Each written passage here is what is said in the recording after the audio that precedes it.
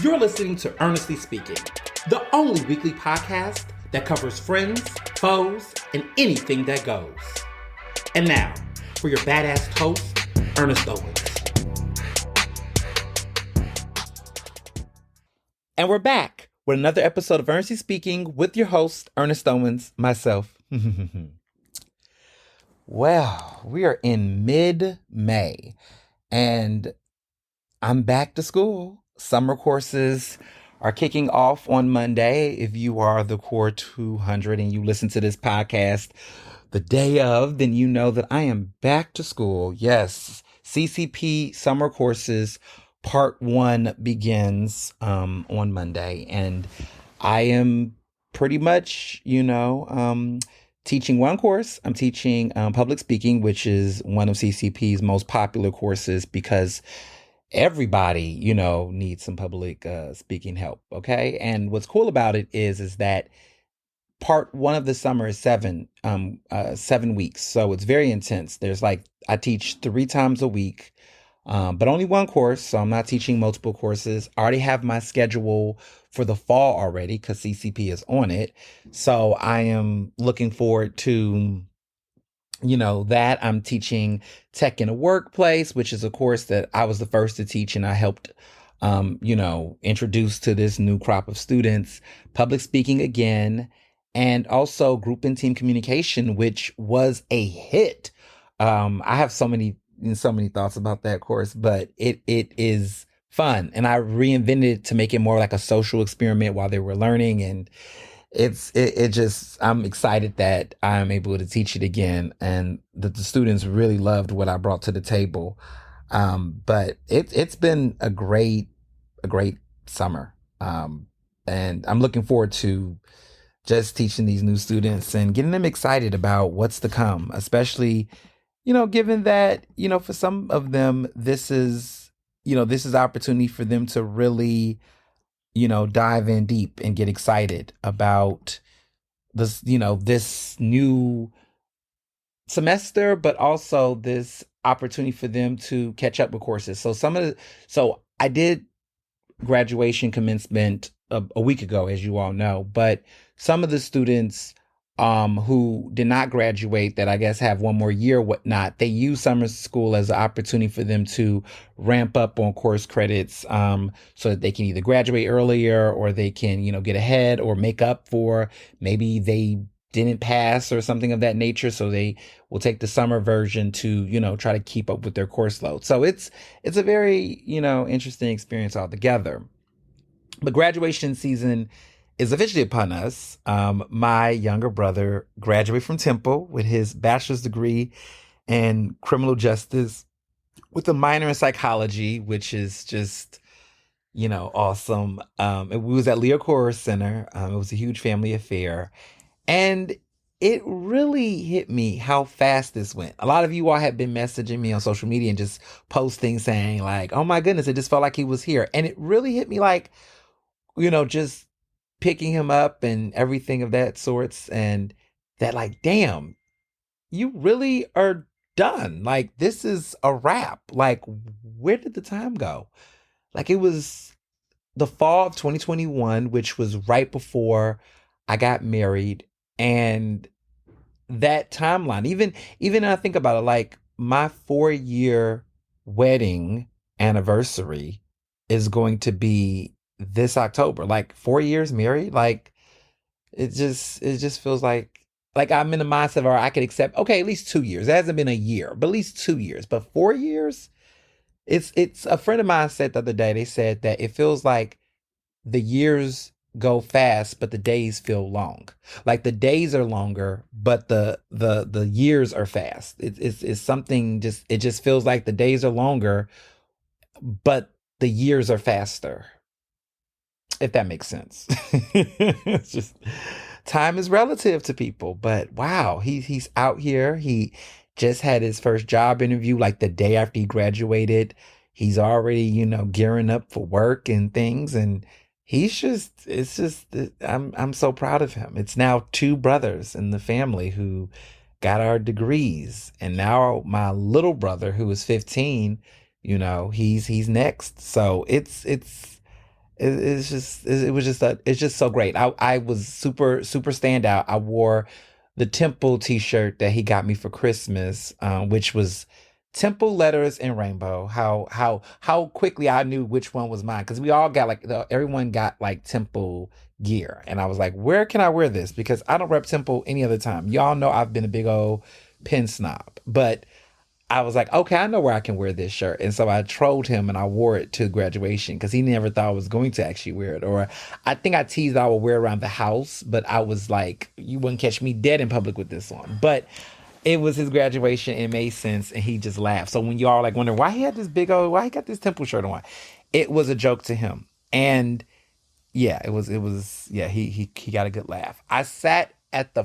front row at the far edge of the Leocore Center. Like I was literally at the front row of the front row on the edge on the right side, because I knew that the students would be walking to get their diploma on the right inside. And so my family and I, we got a chance to be at the edge where we could get I was able to dap him as he was lining up. Like I was able to like high five him and all of that. He was able to be right there. He was right there at that edge right before they walked up. So we were able to get all our good up close pictures and video of him walking down the stage.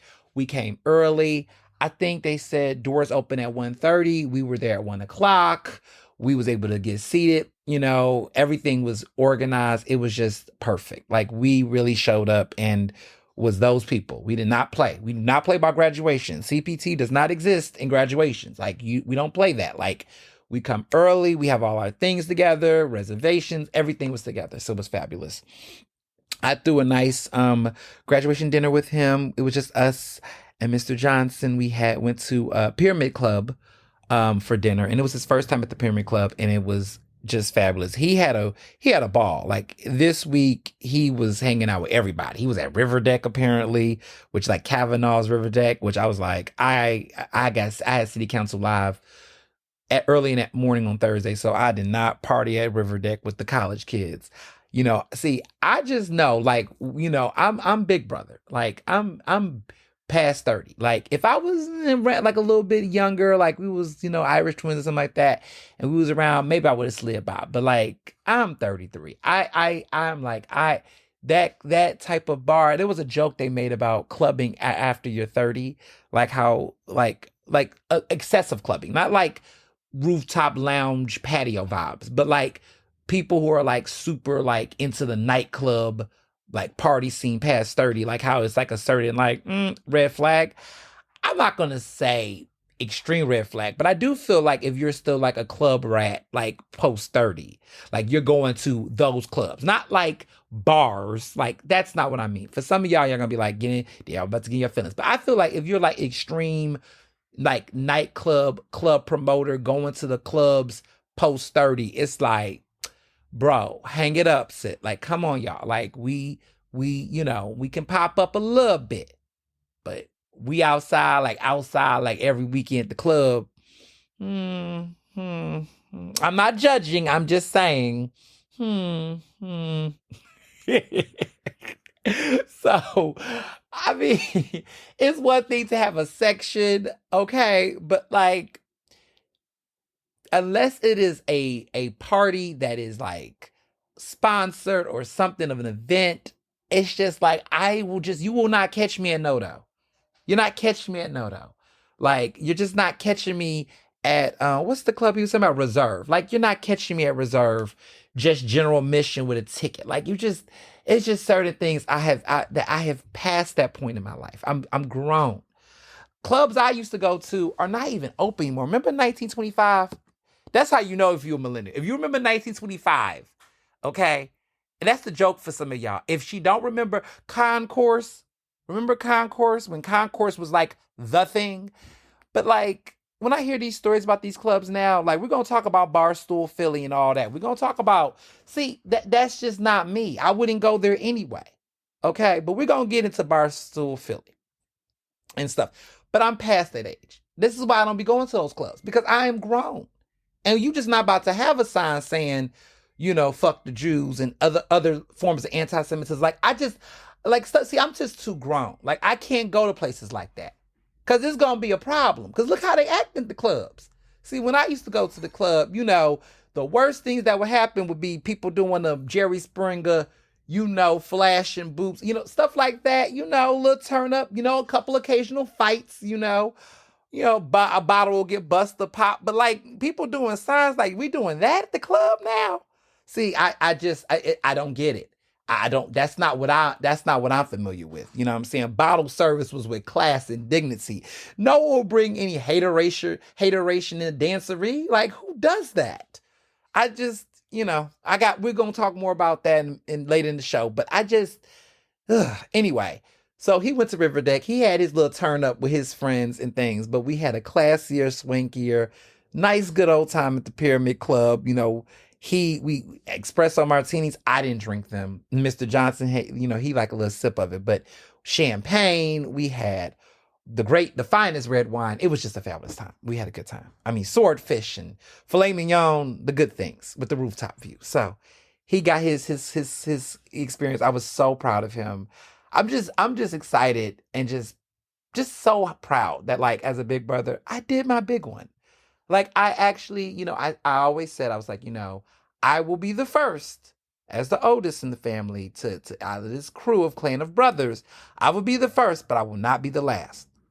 And he literally took that and ran with that and made a way and came to Philly and made a name for himself, had his own journey and adventure, of course with my big brotherly influence and touch at times, but he was able to really just make Philly his own, and he's staying in the city, which I'm happy about. We're just, look, I would say, look at you transplants. You actually should be happy. This is a Black young man with a degree in criminal justice, and he wants to improve the world. He has aspirations to go to law school. He wants to stay and make the city better. He doesn't, and see, this might be a little controversial, but I just don't really believe that in Black cities, you can really like other Black folks in this transplant narrative. Because the whole idea of accusing Black folks in Black communities, whether they are of being gentrifiers in that kind of way, I just don't think that's who it looks like. Like more Black folks should come to Philadelphia and come to cities to bring their talent and their resources to defend and strengthen the marginalized communities that they live in.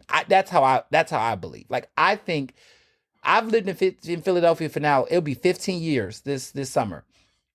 You can't call me no transplant. I'm sorry. And some of y'all get over it. I feel like folks that be trying to call me a transplant, especially who I am and where I come from, are haters. Like you're just hating at this point. I'm no transplant in the way in which you would describe it. Like I'm not coming here taking jobs from anybody. Because let's be clear, I'm my own entrepreneur, baby.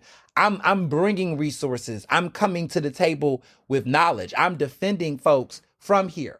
The gag is some of the folks that are Philadelphia natives, not all of your skin folk are your kinfolk, okay? They're the ones actually robbing and exploiting your own communities. They're the ones actually pimping their neighborhoods out to the highest developers and bidders, baby. That's not me.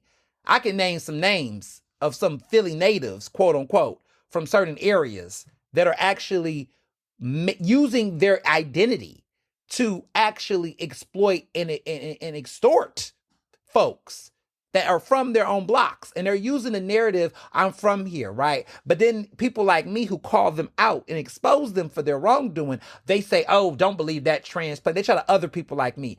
Oh, baby, you could never. My entire adulthood, my taxes have been in Philadelphia. I've been in Philadelphia since I was 18 years old. I am now 33 going on 34. Okay. You can try to transplant me all you want. Okay. It's so funny because I used to, tell people, hey, I'm not from whatever. Folks have gotten to the point where they don't even see me as now I am a Philadelphia. They see me as one of their own because I am. Because I live here, I've seen enough. I get fucked over just like the next person next door. Like these elected officials, I vote. Every election I could vote for locally in my adulthood has been in Philadelphia. I was voting the moment I got here. I think it was November of 2010, the midterms.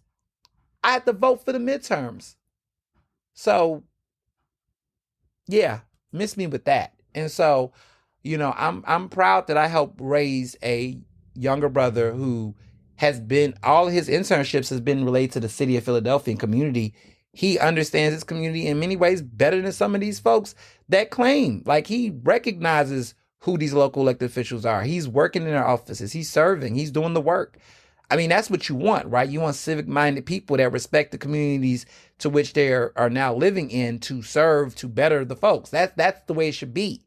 It's a lot of people that come here and come to Philly, and they come to Philly and it's all about them. They're not trying to actually improve the quality of life for those that they dwell with. They're actually here to on some Christopher Columbus mission. That's not been my experience. That's not who I am. That's not who my husband has been. We are people that, okay, we were not born in Philly, but we have given more roses and have celebrated more Philadelphians and native Philadelphians than you can imagine. You can't tell me how many scholarships, how many jobs, how many opportunities that I have provided for Philadelphia natives from gatekeepers that are Philadelphia natives.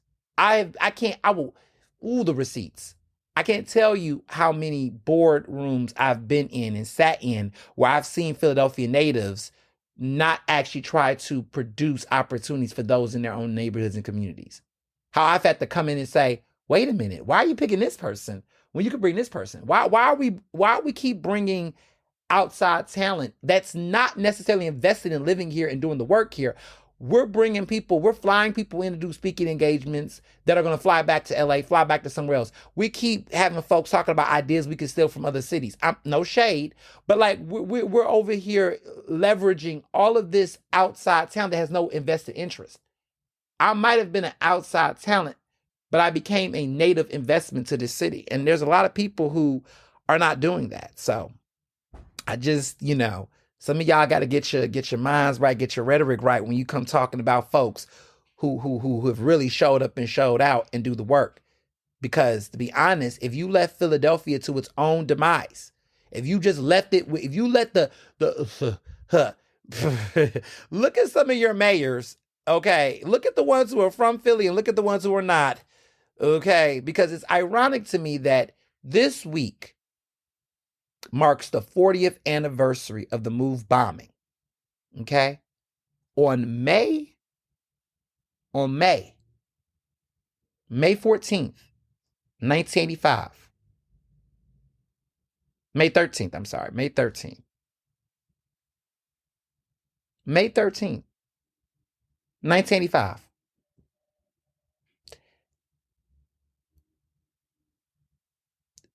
A bombing that was state sanctioned, that was authorized by this city's first Black mayor.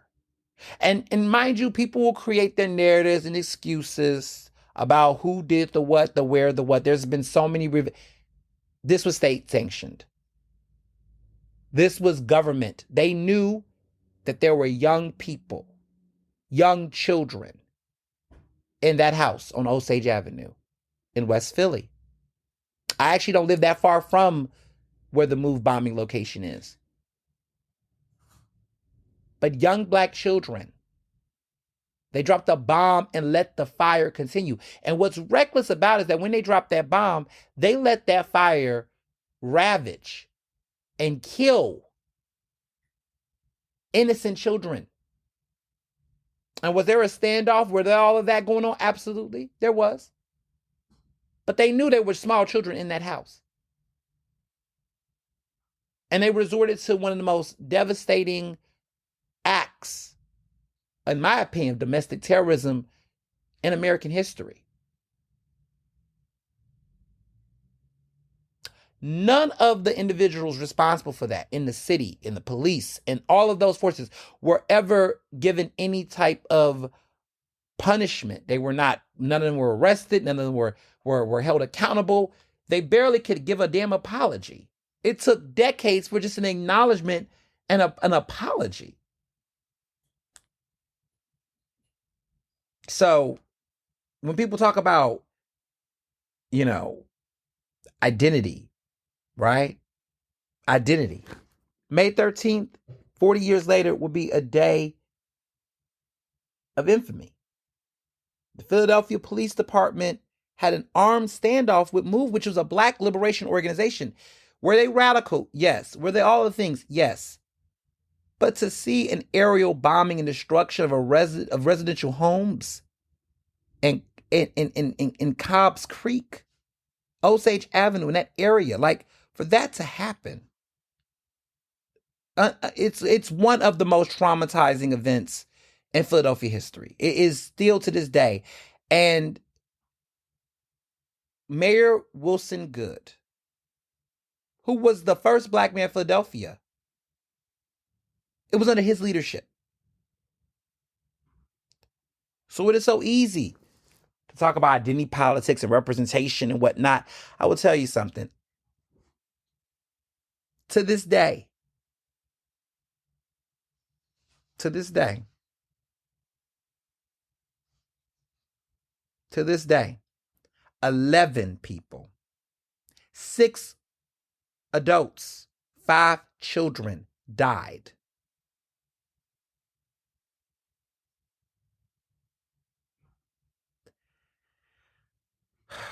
It will never be okay.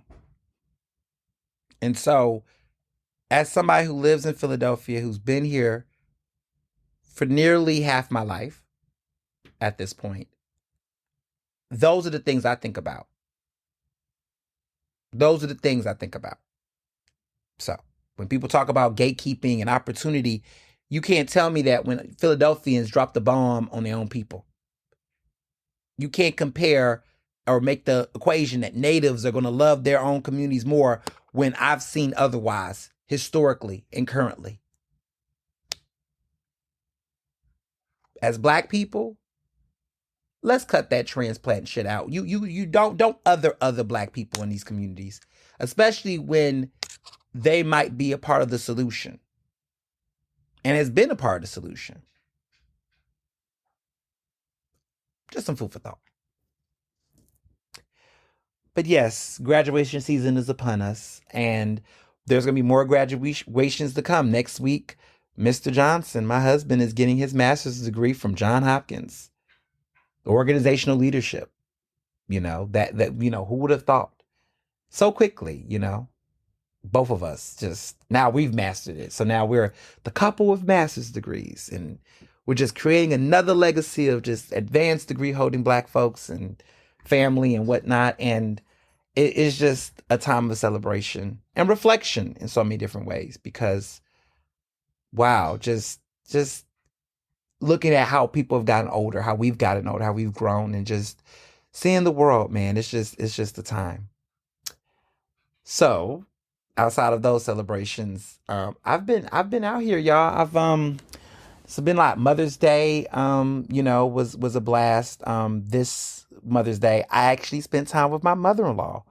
And we were in Trenton with Mr. Johnson and us, and he cooked a fabulous dinner. It was what she liked, right? It's not, I always tell people, when you're cooking for somebody, you want to cook what they love. And it was great. We had like this delicious roasted barbecue chicken. We had Mexican corn. It was like summer favorites before summer. I mean, it's starting to feel a little bit like summer a little bit, but summer favorite. She loves these really good baked beans, and he pulled out the whole spread. She loves carrot cake. She's a carrot cake enthusiast. I love carrot cake too. I know certain people different people don't like carrot cake. I like carrot cake too, quite frankly, but he brought out the classics. He can cook. And it was a great Sunday supper, great time. And it was a very, very nice Mother's Day. Normally, Mother's Day is like brunches and things, but we were just like, let's do a dinner. Like, what would a Mother's Day dinner look like? I feel like brunch is always, so everybody's always doing like a Mother's Day brunch, and I'm no shade to that. I mean, I get it. It's fabulous, but I was like, would it be nice to just do a dinner, So it was fabulous. I also went to a great event representing, alphas. We had the Pan-Hellenic gala. It was like a black and white gala, and it was honoring people within the Divine Nine in the region. And so one of my line brother, actually, Jordan Ross, who's also currently at Penn, he got honored, was one of the honorees. And so we came out to celebrate him. My entire line, we got a whole table, and we really showed up and showed out for him. And he's one of my favorite LBs. I mean, I like all of my LBs. Let me clarify that, but he's definitely one of my favorites. He's the deuce of our line. And he's doing his thing. So it was great to celebrate him this weekend as well. Yeah, it was just so it's been so I mean so many big events and parties. Oh yeah, you all love my fit. It was black in spring. Groundbreaking. It was a reference to The Devil Wears Prada for those who didn't get that joke. In the film, Miranda Priestley, played by Meryl Streep, is there's somebody having ideas about a spring edition of the magazine, and they're talking about florals, and she says florals for spring, groundbreaking. She's being sarcastic because it's like, is that really like a fresh idea? Like, is that really a bold idea to do florals during spring? It's not, okay. But she makes this joke, this reference. So I was teasing about wearing all black to this event, and I was at the Front Street Cafe, and that's around I want to say Fishtown. Yeah, but Front Street Cafe. I went and had a cute little ball. It was a good time. Front Street Cafe has a brand new. I mean, they've always had this patio, but it was great to be able to check it out and come out and enjoy the weather. The weather was really nice. It was a good time. Front Street Cafe was doing their big one, for sure. And so I brought, I pulled out, had the cute little what is they calling it? Waffle. They calling it waffle, thread um polo. But it's really comfortable because it's light material. It's got like a see-through energy with it. A little bit of see-through, a little bit of mesh, that left feel, but it's very comfortable and it's perfect for this type of weather. But we love a good waffle. I keep telling y'all these waffle linens, for guys, like, get with the winning team, get with the winning team. But yeah, the waffle look is I'm feeling it for this season. So I've been having a lot of those types of threads or whatnot. And I have my new Gucci shades, all black with the big gold G's on the side, so it's real. But it was a fabulous time. It was nice to get out and get outside and see what's going on. It's like my little pre-summer preview. Like, I love this pre-summer weather energy. But there was just so much to do. So yeah, it was a good time to be outside, and do my thing. Um, Also, what I wanted to talk about a little bit and get into is definitely want to get into this new season of not just fashion, but media. Like, I made my appearance on Pierce Morgan. Pierce Morgan's been on the news a lot lately. There's a lot going on with Pierce Morgan, as you all can imagine. It's a lot happening over there on Pierce Morgan Uncensored. Especially this week, there was a lot of interviews and other things. But I made an appearance on the show, which you all have noticed. I made an appearance talking about what was my big one I did? Oh yes, Met Gala, which we're going to talk a little bit about Met Gala later, but I changed his mind on Met Gala, my perspective, and I'll talk about it more later in the episode. But you all have seen the clip. Some of you all have seen. It was like, oh, what did I change his mind about? It was about the Met Gala, his perspective about it. He came in with a certain mindset about the Met Gala, and I guess you could say I made him rethink a little bit of his thoughts on it, because you know, there's a lot of people have these opinions about, oh, it's so celebrities celebrating themselves and dressing up and yada yada yada, and what is it about the working class and blah blah blah.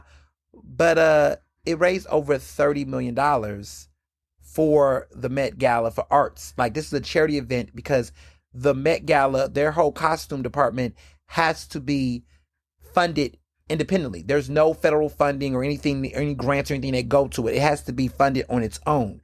So the Met Gala is a way to fundraise the arts and culture within the Met Gala, but within that section of the Met, the costume department, to preserve, to, fly in and resources. Like, they have to do this gala every year to raise that money.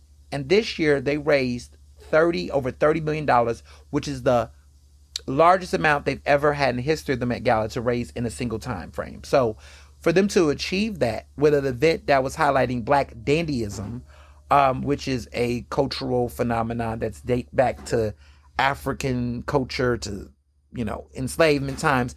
Dandyism has been there. It's this culture around black masculinity dressed in this very much very vibrant, visible, some could say flamboyant attire that is really very stylish, and it's not about, and this is the working class, like working class black men, and now it's become more androgynous, and people, everyone participates in it, not just male men, but it started with black men that really pulled the resources they had to really dress to impress. It's not so much about the brand. It's not about whether it's Gucci, Prada, whatever. It's about getting clothes that fit a certain cut, the most stylish, okay? Like the quote always is that God created black people and black people created style.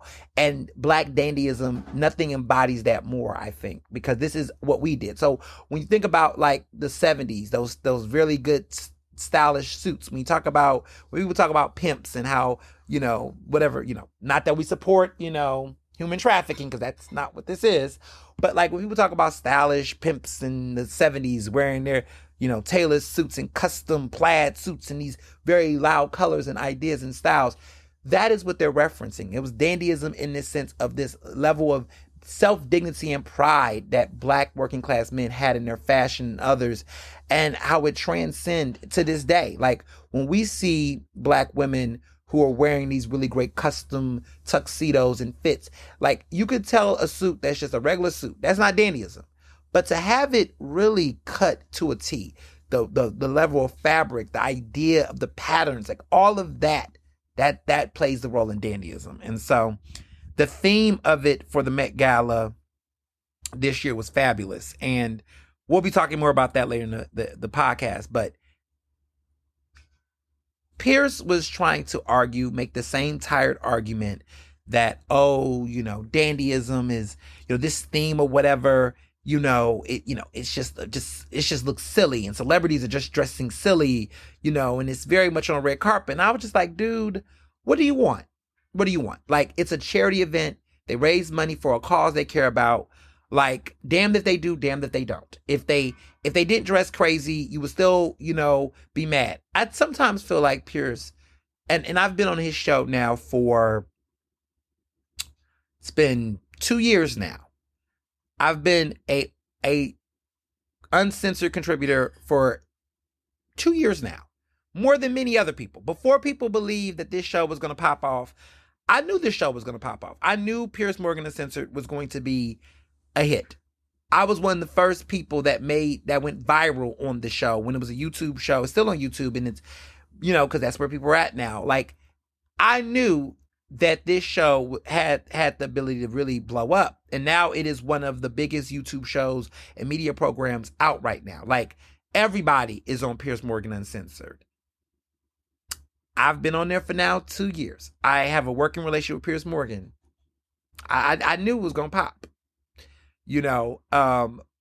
but one thing I'll say is that I think to a certain extent, he has, become a broken record.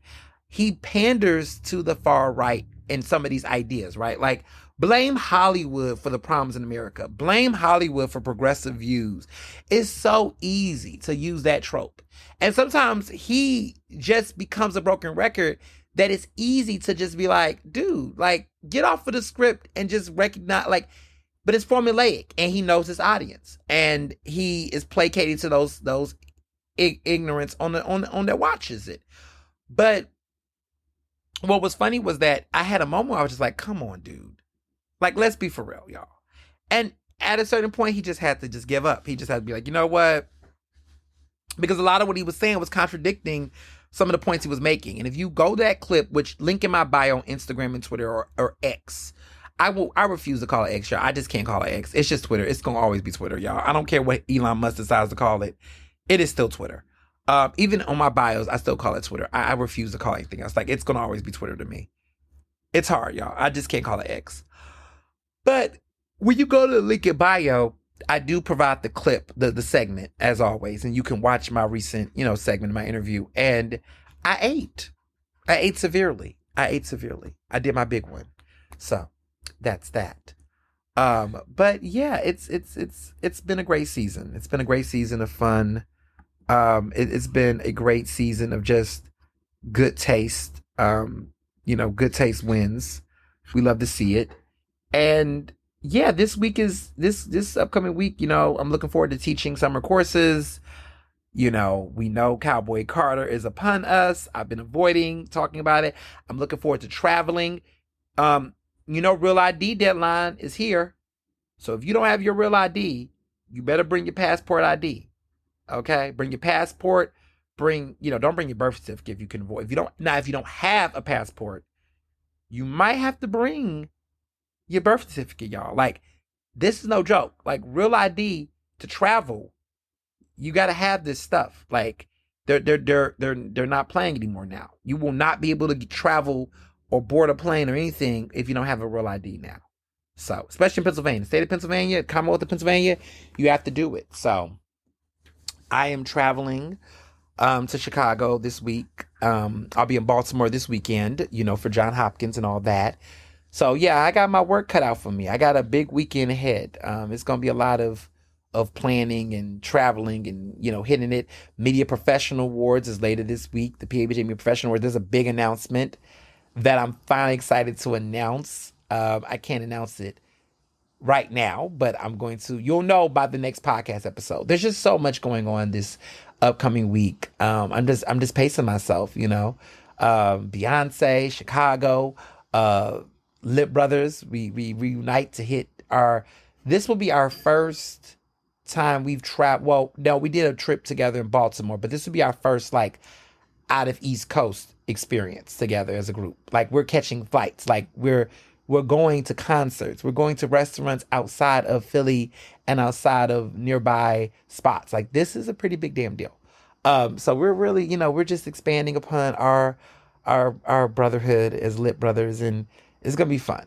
It's gonna be totally fun. Um, yeah, but that's what's up with me. There's just so many memorable moments. There's been so many birthdays, anniversary. Shout out to my faves, Kelly and Brian on their anniversary. Shout out to my one of my favorite people of all time, Candace, who is a Core 200. She listens to the podcast. She's one of the first to listen.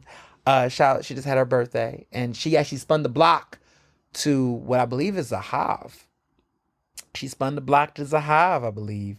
Or maybe that was Laser Wolf. One of those Salmanov restaurants. But she spun the block and checked it out and reported back and said food is still good over there. I mean, Salmanov's restaurants are like, you can't miss. I like all his restaurants. They all kind of have the same theme, but it's consistent. You know what I mean? It's consistent, and we love a consistent restaurant, so you can't go wrong there. But yeah, that's where we are. That's where we're at. So on to hot topics. So, there's a lot going on right now. One of my fraternity brothers, the mayor of Newark, got arrested, protesting. The mayor of Newark, y'all, which shocked me. Raz Baraka. He's the mayor of Newark. He's also a proud brother of Alpha Phi Alpha Fraternity Incorporated. Detained by ICE for protesting. He got released. This was on Friday. We didn't know what to expect, but he was released. But he was arrested outside of an ICE facility. And he's spoken out. He said they obviously targeted him. He was released after arrest. He made a congressional visit to the New Jersey ICE facility. And, he protested, talking about due process. And the fact that this would happen to this man is just unfathomable. It's unfathomable. And so it's a lot going on right now. He's, New Jersey Democrats called for his release. He was released. He is running for governor of New Jersey. This is where we're at. This is where we're at. This is what the Trump administration is doing. right now. There's a lot of interesting things. They're trying to investigate, our fave on this show, Letitia, who is doing her thing. Letitia James, who is the Attorney General of New York, who is one of the few that has successfully sued Trump and have won. Now he's coming after her. He's coming after her right now. They're trying to open a criminal investigation into her. And it's almost like, what are you doing? What are you doing? Like, what is the point? MAGA is fuming because New York planned to pay Letitia James legal bills. Yeah, because she's an attorney general. So, of course, you are wasting resources trying to sue her, and you're mad that actually your favorite, president, right, MAGA supporters, right, that in this pursuit of just trying to leverage vengeance, it's going to cost taxpayers dollars to do that. Federal prosecutors are opening a criminal investigation into Letitia James, and the Trump administration is alleging, last month that she may have, quote unquote, falsified paperwork for property she owns in Virginia and New York. That's what they're saying.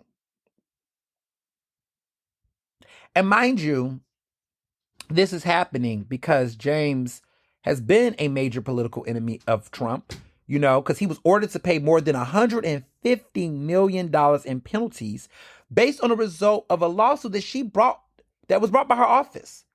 She accused him of inflating his net worth to secure financial benefits. And she did. She got him, right? So now this is vengeance. No one's surprised. Everyone knew that if Trump got reelected, he was going to go after political rivals and enemies. And Letitia James is one of those. This Black woman who is just, I just admire her. I mean, she is somebody who I've always praised throughout this podcast. If there was ever somebody who was going to get Trump in the end and hold him accountable, it was her. And she has been the one. And he hates that about her. She's so inspirational. She's the one who has understood the law and the courts to be able to hold this man accountable to do this. Beautiful. Beautiful. Words can't describe. Words can't describe. So, yeah, I just, yeah, just outstanding. Just outstanding. But one thing that I do want y'all to talk about, I know everybody's talking about, the stuff going on with Trump, and there's so many things to say about Trump right now, and it's almost like you gotta keep your head on the swivel. You know what I mean? Like, you gotta keep your head on the swivel with him. Like, what is the stuff that I really care about? What's the stuff that I think you all should care about, at least, right? The big thing for me has been, and this is the Fox News. Like, all these employees, the Fox News collection is 23 people that have been hired in the Trump administration are coming from Fox. These are major stars, like major stars have been hired in some type of way. The most recent one is Judge Jeanine Pirro. She's actually on air. She's got the show. She's been a part of Fox for years. I mean, she used to have the show Justice with Judge Panine. She became a co-host of The Five. She's been in the mix. But she was a judge. She has had, she's been a major player. She was the first woman to be elected district attorney of Westchester County in the 90s. So she has been in a legal position before. She's, because I know sometimes people use the word doctor, this, doctor, that, and don't really have doctorates, you know what I mean? Or the appropriate, doctor, degrees or whatnot. But in this case, when people call her a judge, she is now the acting attorney for the District of Columbia. And she's going to be basically the top prosecutor for the Trump administration. Like, he has, got a lot of people. But she's the 23rd employee. The 23rd to come from Fox. Other people, of course, is Pete Hegseth, Sean Duffy. He used to be a congressperson, but he had a show at one point. He was the co-host of The Bottom Line with Dagan and Duffy. Kimberly Guilfoyle, which used to be was at one point engaged to the president's son, Donald Trump Jr. You got Dan Bongino, who got that crazy podcast. He's now the deputy director of the FBI. Tammy Bruce, who's now the spokesperson for the Department of State. She was a Fox News contributor. Mike Huckabee, which you all know used to be the governor of Arkansas, but is now the serving U.S. ambassador to Israel. Richard Grenell, who was a former Fox contributor. Tom Homan, who is, now taking charge of the border. He's the border czar, as they would say, also a commentator. Tulsi Gabbard, which, she was previously a congressperson from Hawaii, but now she is the director of national intelligence. And the list goes on. You got Sergio Gore, you got Sebastian Gorka, you got Monica Crowley, you got Morgan Ortagus, all these people coming from Fox News. 23 from Fox News, which has you wondering, was this a part of the plan? The grift is real. The grift is real. You can't even tell me that the grift is not real at this point. Like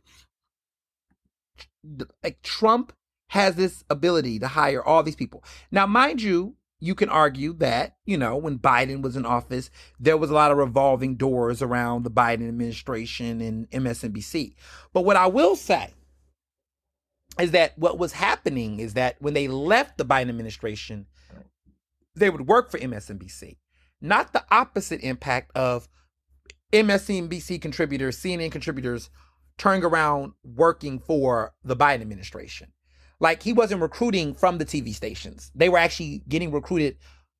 The staffers from that administration was getting recruited by TV stations to work for them. I got thoughts on that, right? And that was the same that happened with Fox News. They was doing it, right? People used to work for the Bush administration would become Fox News contributors. They would leave administrations and go to TV, not come from TV and go to the administration. Like, this is unprecedented. I can't think of any other presidential administration outside of Trump that had this mass exodus of people leaving Fox or one particular media company and going straight to the administration to work. These people, a lot of these people that I named, do not even have experience in their respective spaces. Like, I don't understand. Like, first of all, how does Pete Hegseth become the defense secretary? And what experience does he have?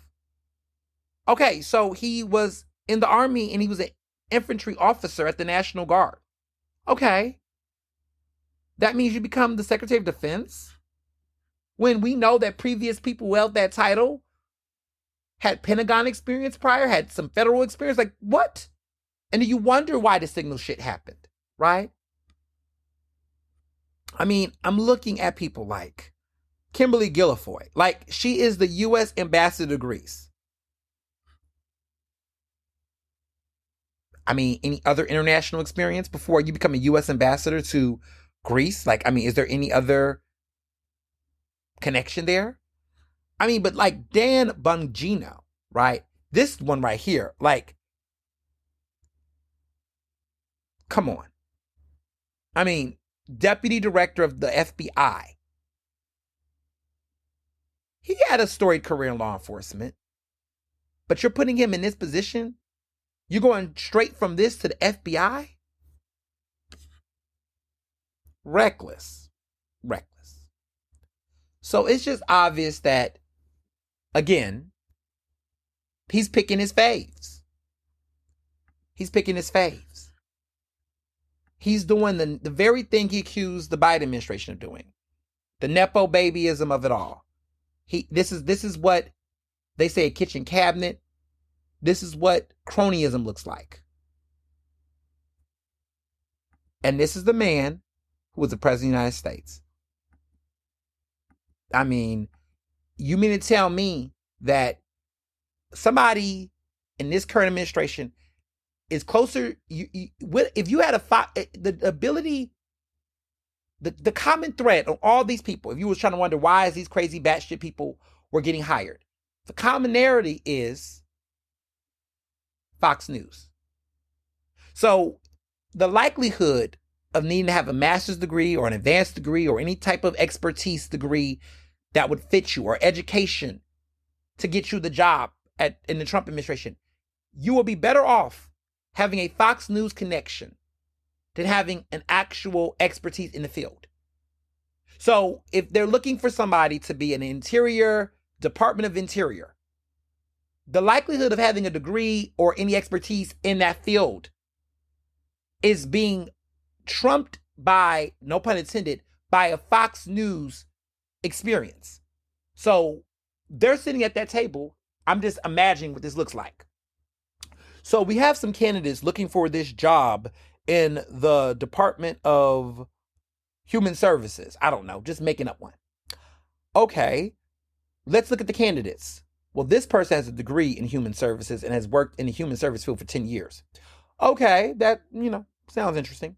This person spoke about it on Fox News as a Fox News contributor, but they don't have any actual material experience. You said Fox News contributor? Bump them up the list. I think that that sounds about right for us. We really like them. It's almost like, if somebody, when you apply for a job and they ask you if you have any previous service in the military or if you, whatever, right? There might be some considerations for your veteran status. It's almost like on these applications, veteran status, of course, is one check-off box. Fox News contributor status might be one. Like they might say, check off if you a Fox contributor. Like it's almost like asking that on the application might give you an advantage. It's giving affirmative action. It's giving, I don't know, is that DEI? Are these DEI hires? Like the diversity, equity, and inclusion hire is, they're not looking on skin color. They're looking on whether or not you actually have an affiliation to Fox News. Like it's almost like Employee Appreciation Day. Like, if you show a voucher that you are a teacher, you get a free hamburger at Chili's. No. If you have an affiliation to Fox News, there is going to be preferential treatment to Fox News. But this is the man who's talking about fake news and mainstream media and critiquing journalism, but yet he's literally making his decisions based on the affiliations of where they have to media outlets. I just make it make sense, y'all. That's all. That is, come on. Which then brings me to people like Kemp, right? I don't know if y'all been following Georgia, but there's a lot going on right now in Georgia, right? So the governor, Brian Kemp, has officially announced that he is not running for Senate. There is going to be a hot Senate race going on right now in upcoming midterm elections, okay? 2026 is going to be hot, okay? Because you got, my fraternity brother, Warnock, you got Raphael Warnock, you got, but he, you got office. Want to make sure I say his name right, but you got him running, and this Senate race is big because you have John Ossoff, who is a Democrat. We got two Democrats in Georgia. He took it over. You got Raphael Warnock and you got John Ossoff. John Ossoff is going to have to run. And Marjorie Taylor Greene is trying to run for that seat. She's a congresswoman, but now she has her ambition set on the Senate. Yes, she's going for the Senate, y'all. She wants to be the next senator of Georgia. And she thinks she's going to get it. And there has apparently allegedly been phone calls, reportedly, that there were people telling Brian Kemp to get out, even though some folks thought Kemp might have a chance. But apparently he's not running for Senate. So now Marjorie Taylor Greene thinks she has a chance. And so she's really trying to move up and take this seat. Pay attention. Keep your eyes open. Keep your antlers open for what's going to happen in that Georgia Senate race, because Marjorie Taylor Greene making a shot for it is very telling. She really is shooting her shot for that seat.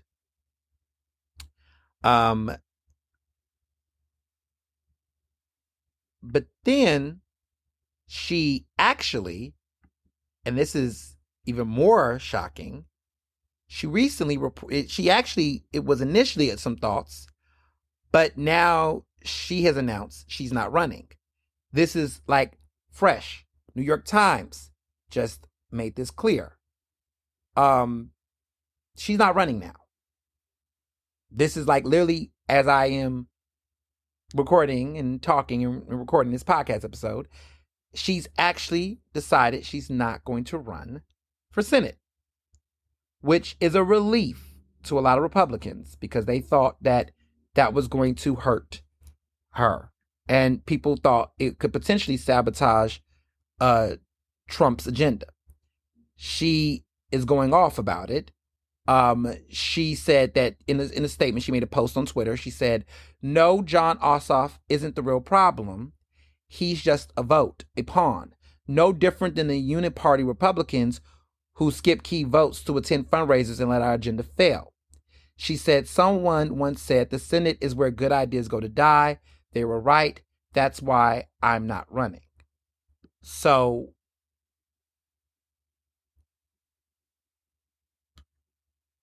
who is going to be the Republican?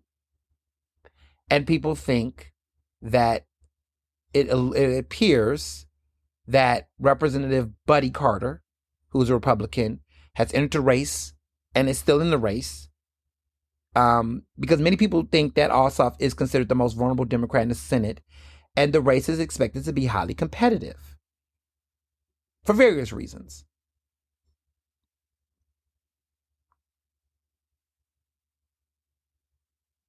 It's very interesting because people thought that Marjorie Taylor Greene was going to run.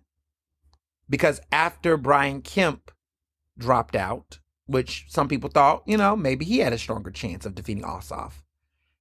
Now she thought she was, and that was the narrative. And now we're realizing, actually, that's not happening now.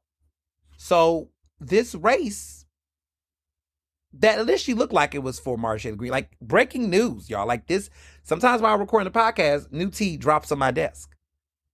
It just drops.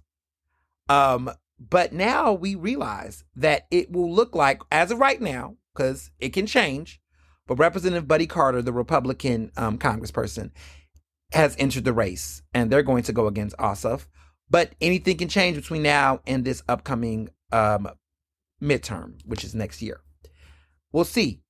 We'll see how it plays out. GOP leaders are having a sigh of relief because she did not want to drop out, I don't think. I don't think she wanted to take herself out. But it's a relief to people because a lot of people thought in 2026 she might have done it. And it was looking like that. But now we realize it's not going to happen. She's a little salty about it, y'all. If you go to her Twitter, she went in, okay? She wrote 1,200 words on a social media post. 1,200 words. A tirade blaming the forces that be.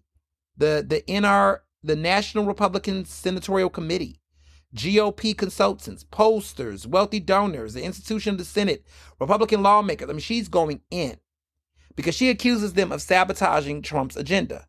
And she thinks that she could uphold his agenda. But they didn't want her. So now her dreams of a Senate has now been squashed for now. And I say for now because you just never know nowadays in politics. So we'll see where that goes. In other news, Pope Leo the 16th, the 14th, Pope Leo the 14th, I believe it is. Yes, the 14th. Real name is Robert Prevost, a Chicago native, and he is a Villanova University graduate, is now officially the first American Pope. Yeah, the conclave that we thought was going to take several days, kind of like the way the movie was not that, dramatic.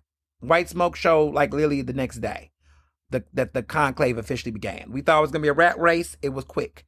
Shocker that it's an American. A lot of people were shocked that it was an American. I was a little surprised too. Um, a lot of us thought maybe it would be an interesting situation to see it. A lot of people are trying to figure out this man's politics. You know, he's got an interesting history. He's been very critical of he's been very critical of Trump and JD Vance. At one point in time, there was an article that came out. He reposted an article calling Vice President JD Vance, who is a Catholic. He converted to Catholicism in 2019. He's 35 years old. As a 35-year-old, he did. He reported an article about saying that he was wrong about his theological justification for the Trump administration's hardline approach to immigration. He shared articles even back to 2016 stating, op-ed. It was an op-ed titled "Why Donald Trump's Anti-Immigrant Rhetoric is so Problematic." There are people like Laura Loomer, who I told y'all about, who is saying that he is anti-Trump, anti-MAGA, pro-open borders, and a total Marxist like Pope Francis. And this is what she made a post on social media, said that Catholics don't have anything good to look forward to, just another Marxist puppet in the Vatican. So it doesn't seem like MAGA is really hype about him. And apparently the new American Pope is apparently trolling Trump in his very first speech.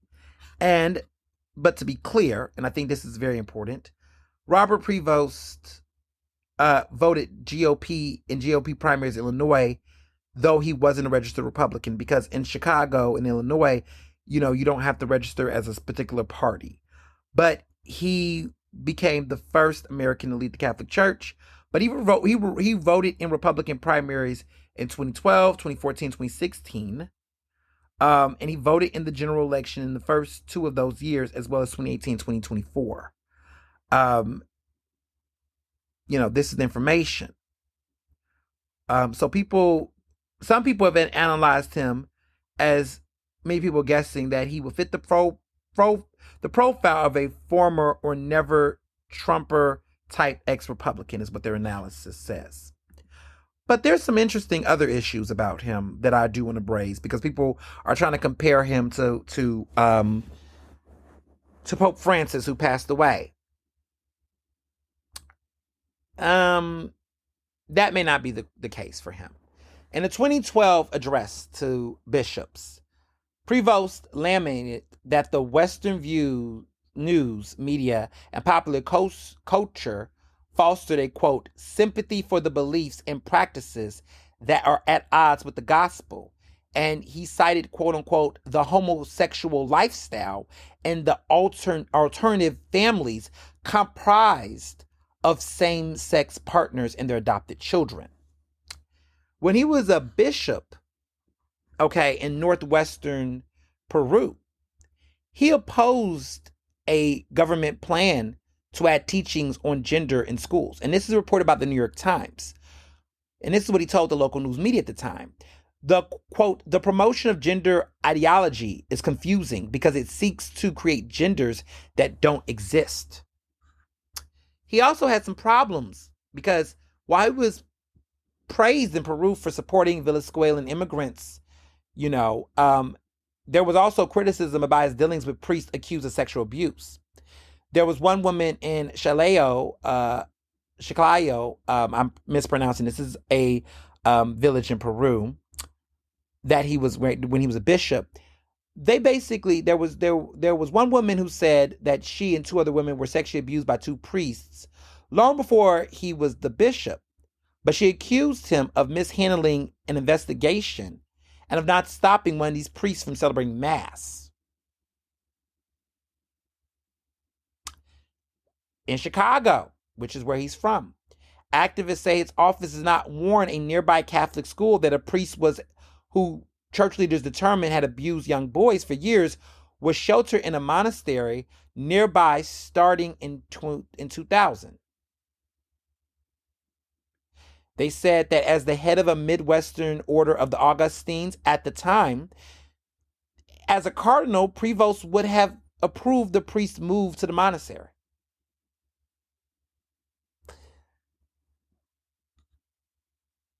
It's going to be an interesting era we're in. Clearly, it appears that our new pope might be anti-Trump, but he is no Pope Francis. Okay? Pope Leo is no, you know, he's no Pope Francis, y'all.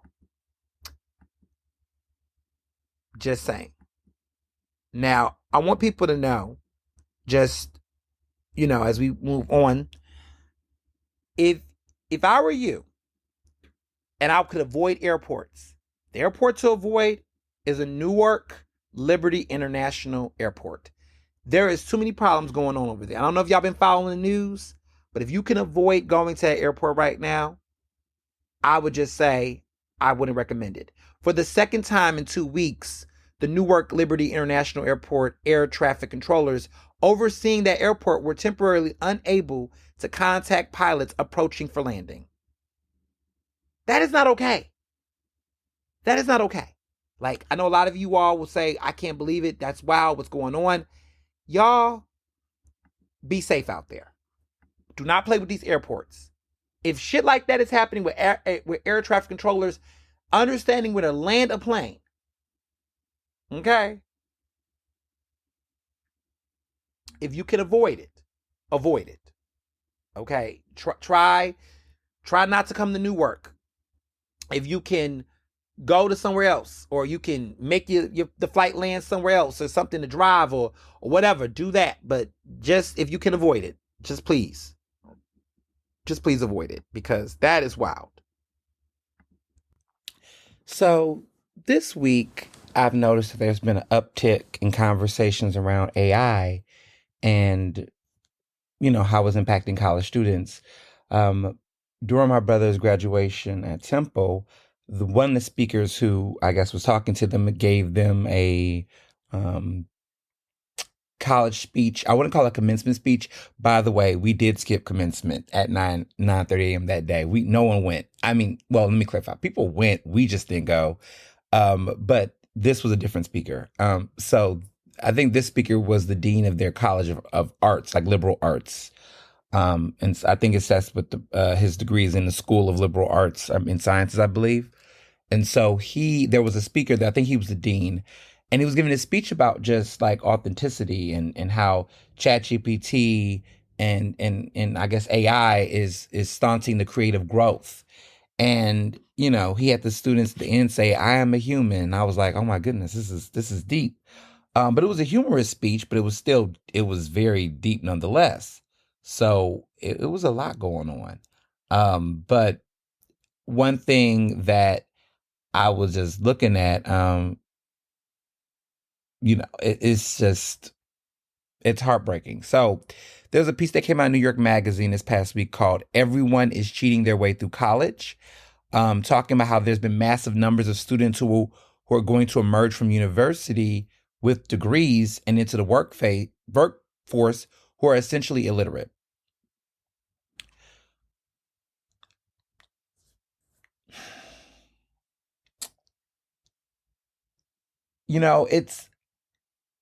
I can't say I disagree, right? I think there are some problems. And I do think these stories I hear about, ChatGPT and AI and how people are like using them to write their way through. I mean, it was a very horrific story. I will say, though, is that before we start blaming things on ChatGPT, ChatGPT is responsible for, right? Let's not act like there hasn't always, like all the kids have always been reading the books. I think there is this philosophy that all of a sudden people, kids are graduating, without having any real academic merit or whatnot. Like, the kids are not reading the books anymore. There has always been devices of people skipping literature. I will say I'm a little concerned now. Let me just say that in the years that I was in school, even before that, right, there was Cliff Notes. There was flashcards on the internet. There was all these types of other tools to help people. Even though people were not reading the books, they at least knew the content within the books. I guess what ChatGPT is doing, I mean, there's always been a culture of the deprivation of education and just, how people are processing and getting information and things, right? To be clear, I don't think people in my era when I was in school, which is not too far from these kids, but I mean, it's been 10 years. So it's a nice little comparison gap, right?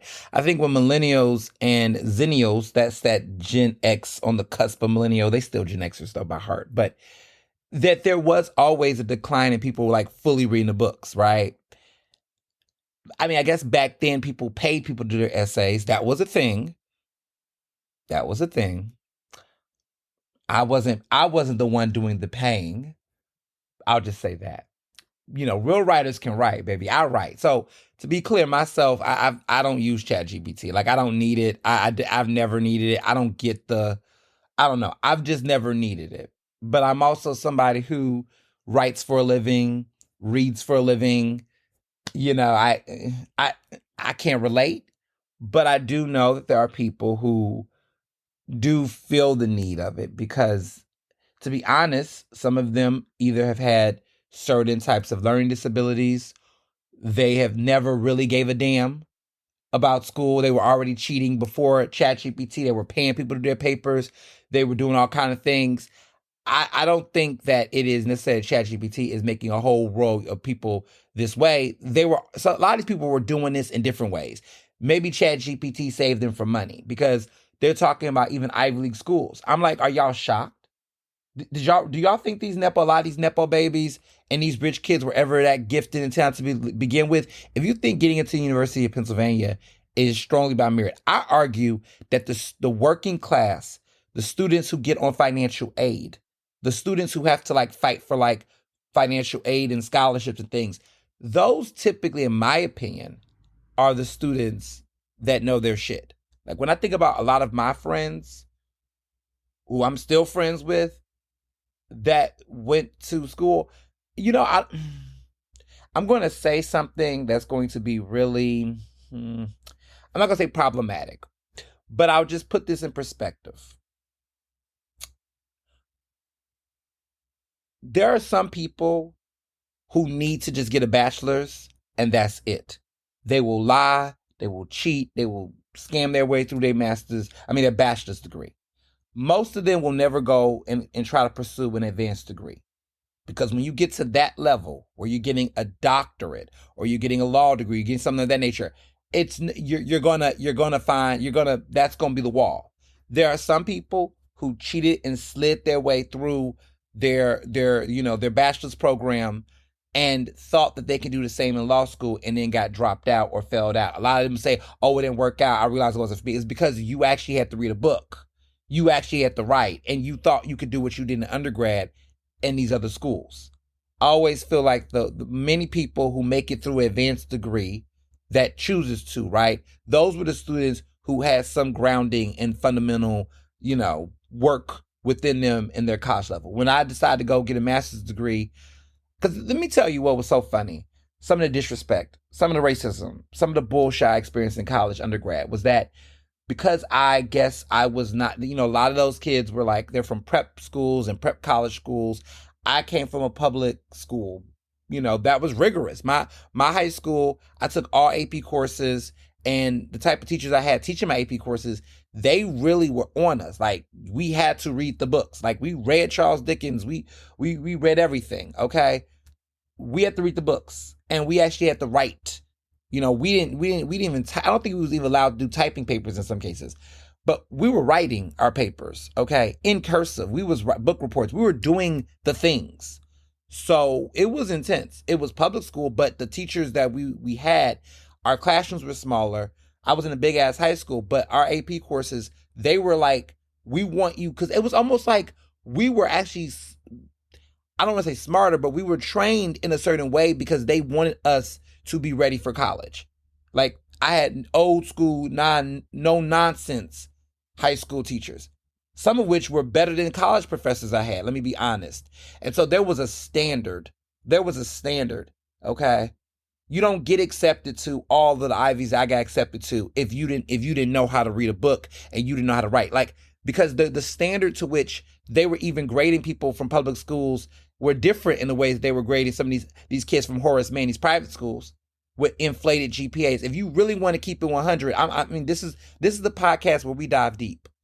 But I feel like a lot of those pipeline schools, I call them, they got kids going to Ivies on a year. My school, you get maybe one to two kids might get accepted to Ivy. They may or may not choose to. There was one young lady 2 years far back behind me that got into Cornell, but you get one that might slide into. We had one kid I think slide into Dartmouth, but my school district did not produce a lot of kids going to Ivy League schools, partially because they were so hard on us academically that some of them thought they were not going to survive, even though they could have. Like, some of the people that I went to school with, they just really had this like overinflated imagination of like Ivy League. Like, they just thought it was super academically intense. And there is elements of that. Let me not deny that.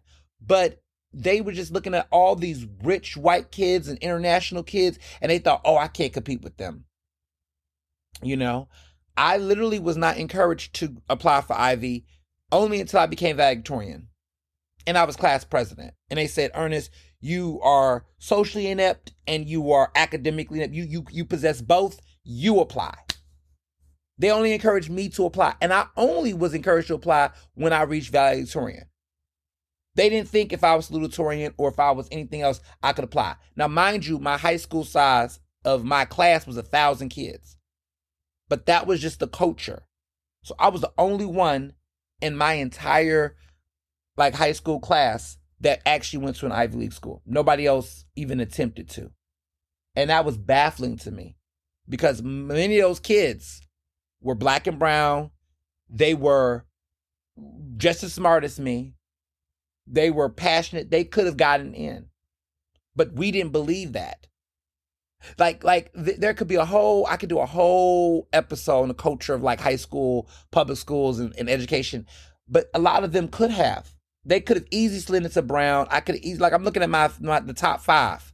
Each one of us could have went to an Ivy if we wanted to and got tuition covering everything. But the culture was that there was this thought of this academic rigor and this oh my goodness, every kid in here is stellar. When I stepped foot on Penn's campus, I think the first semester, I realized, okay, it is like my AP classes. There's some professors a little bit harder than others, but this can be done. And then I realized that a lot of the kids in the class I was with was dumb as shit. And they were coming from these upscale private schools in New York, these academies in DC. And I was like, I mean, some of them were gifted, but a lot of them were just basic as fuck. I'm like, oh, how did you get into this school? Oh, your daddy went. Oh, okay. Your family did. So they got money for you. Okay. So it's your expensive tuition bill that's allowing someone that's smart like me to actually come. Okay. I get it now. And when I found that out, I told a lot of my friends who I went to high school with that were top of their class. I said, how are you doing in Texas A&M and everywhere else? All the schools, Baylor. A lot of them went to Baylor, Texas A&M, all the schools. They're like, oh my God, I'm doing good. It's great. College isn't that bad. Oh my God, I love it. Can I tell you that everybody in my top 5, those smart kids that was in my top 5 in high school with me, all of us have went on to pursue an advanced degree. I got my master's degree. I know a young lady that is finishing up getting her doctorate.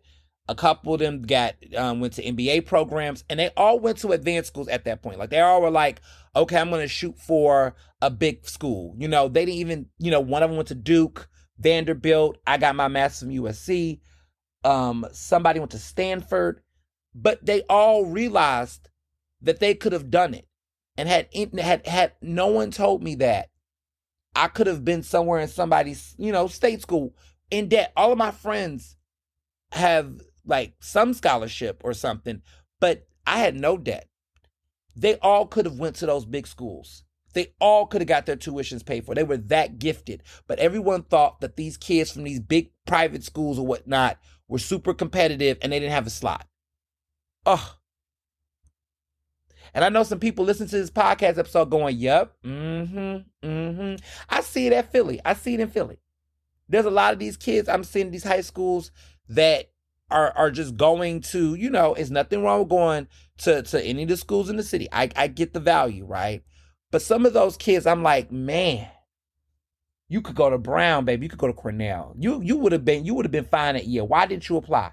Because when they do apply, they do well. There were some students that were getting honored at city council that I saw that all got Gates Millennial Scholarships. 4 kids in one school. It was Palumbo. They got 4 kids that got Gates Millennium Scholarships. One of the kids is going to Cornell. One of the kids are going to Temple. And then the other 2 kids, I don't know what schools they're going to. But I just think to myself, we really underestimate if you got a really smart kid from a public school that really got the AP courses, baby, he is prepared. She is prepared to kick ass in those schools. Because when I got there, I saw those kids. Before there was ChatGPT, they was paying for people to do their essays. They were paying people. And I'm not saying people that was in school with them, but there was outside people doing those papers, doing those prompts, taking those classes. It was already happening. Now that ChatGPT is in the mix, they can save a little money. But those people are not going to be people that's going to go and get law degrees. They're not going to go and get, doctorates or advanced degrees, because at a certain point, you can only cheat your way so far. You're going to have to know something. And people that use ChatGPT as what I call a tool are not people that are dumb. They're just super lazy. What I mean by that is they know the material. Some people know the information, too lazy to really go through the process writing it out. And so they may use it as a tool to help them flesh out their shit. Mind you, I think that was what ChatGPT, I guess, was supposed to be. It was never supposed to be the final thing. It was supposed to be something of an aid in between for folks. But what has happened is there are people that's letting their whole paper be written by ChatGPT, and they don't think no one knows. It's not smart enough, y'all. I literally have AI technology and software that can detect it. It's horrible. I can always read a ChatGPT paper. I can always read one. And let me tell you how you can get away with not doing one, professors. Some of you all. I get some of you. It's by not having generic ass templates and topics. With my papers, it's really hard to really do a ChatGPT. Now, I pick up the ChatGPT when there are personalized papers, certain papers that are like, I just have to do those papers like a diagnostic, and I see people using it for shit like that, which is annoying because it's like, come on, you can't even give me 2 pages of general information without you having to play around with like that. That gets annoying for me. But like my big final projects, my big ones that would determine people passing or failing. This past semester, there was some people who failed my class. They failed my class because they, what will happen is I will catch the ChatGPT. And I would give them, one student, I gave him a warning. I said, look, you got 48 hours to give me a real paper. And the tragedy is they couldn't do it. They couldn't do it. And it was a real tough conversation about, hey, is this a good fit for you? Are you ready for college? Because maybe you're not ready for college. Maybe you don't want to go to college. And that's okay, right? But you just have to have conversations. Because if you're going to come in here and just cheat your way through, what's the point? What's the point? And so I think when I hear these horror stories about ChatGPT and professors, I just go, how do you teach a class? There is no way in any of the classes that I currently teach, because I've made my class ChatGPT AI proof. There are ways that you can slide it in. If a student was strategic, they could. But the way in which I give assignments, everything is not just a bunch of papers. And even how I weigh papers are not weighed on a level that it's done in a way that you cannot just ChatGPT papers your way through and pass my class. There are projects that require in-person participation. I want to hear you speak. There are oral components to it. Like my whole entire teaching rubric style allows for there to be a diversity of participation and involvement for all types of my students. Some of my students who are like, look, you're going to have to do some type of level of in-person presentation, but it's not going to take up the entire class, because I know some kids have anxiety and they get stressed or whatever. I get that. There is some participation though, because I need to see that you have mastered the skills at place, right? There are some papers, because I do want to see your writing and your ability to express your ideas and give you feedback on that. But even the way in which I do those papers and those prompts, there is a standard of expectation. There are certain things where ChatGPT would not know, because you're talking about your fellow teammates. You're giving me actual valid. I'm creating my own language around factors, my own core theoretical approaches to problem solving, my own pedagogy of education, where there's certain information that I'm giving students that is in my own language and my own skill set that they couldn't have ChatGPT write the paper. Because I'm telling them what are the 3 M's? How does that factor with your partners? The only ChatGPT wouldn't know what the 3 M's are in Professor Owens' class. You see what I'm saying? Like, there are certain things that you can do as a professor to create originality and the authenticity within your content. My students, there are students who have tried to do ChatGPT on certain assignments, and I literally sat there in front of them and read their paper in front of them and told them my prompt, this does not address my prompt at all. Cute, you're getting an F right now because you didn't even address my prompt. You gave me 5 full pages, but it's 5 full pages of nonsense. You don't actually address my prompt.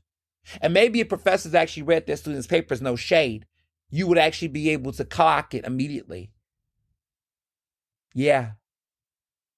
Plagiarism is, it is what it is. It's always been a problem. There's always enough technology. Nowadays, it ain't even about the plagiarism as much. Not as much. At least for my class. It's not as much. Because now the ChatGPT, the regurgitation of just dumb shit. I read these papers, I'm like, there's just no way. My prompts for my papers are so ChatGPT proof that even when students try to do it, it just fails. I had one student who just, for whatever reason, I gave a speech about it, about my class, about my papers, and he tried it, and I think he realized it, and before I could even grade it, he came back to me and said, hey, don't read that paper. I sent you the wrong paper, and gave me a better version of his own thought, and it was the best paper he did for the entire class. It was just something in his gut that just was like, I don't, oh my God, he was so embarrassed. I read the paper anyway. I didn't grade it because, that wasn't the paper I got the grade. But I read the paper and I could tell that there was some ChatGPT-ness on it.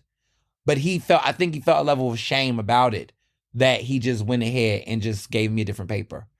And so sometimes I think this just requires professors to be more engaged, more open, more aware, and to really have these tough conversations in the class. Because I'm not going to say I don't see students feeling their way, but it's just not an issue as much in my class because I'm consistently having those conversations. And I'm also reimagining my curriculum. Some of you all have syllabi that just is filled with a bunch of, just like, your class is a walking ChatGPT fantasy. So that has always been a thing for me. So, no. Not everyone is cheating their way through college if you don't allow it. Some of you all just need to get a little creative with your curriculum. Everything don't need to be a paper. Some things need to be an actual presentation that requires them to do actual empirical research and research that isn't rooted just on online sources, but them going out of community. One of my favorite projects I did with my group and team communication course is that I made them pick, quote unquote, a client. And they had to do an interview. And it was somebody in the city, it was local. You had to do an interview with them. You had to get certain information. They had to give me their contacts information. Like each of their clients that they picked or whatever person or brand they picked, they had to give me the contact information so I can go back and follow up to see if they did said interview. And there were certain questions they had to answer. And I did the follow-ups to see if they did the interviews, do what they're supposed to do. Like it was a cool way for them to do their research, and they had to write papers based off of and analyzing those interviews and how does it hit, my core pedagogy around the topic, right? They did those things. And that's how you have students that actually love learning. They love coming to your class. You'll be surprised if you actually give students accountability and responsibility up front. Not every kid is going to be down with it, right? But they're just, I would argue that they're not here to really learn, right? There's a lot of students who are coming to college that just like, oh, I just need this piece of paper to get my next job. Don't take my class. Don't come to my classroom. Or this might be the one class that you're going to actually have to act like you have some sense. How is it that we got students who did all this work in high school to get to college and do nothing?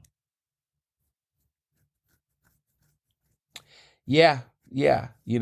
As somebody who actually wrote the papers, read the books, you know what I'm saying, did the essays, pulled the all-nighters at times.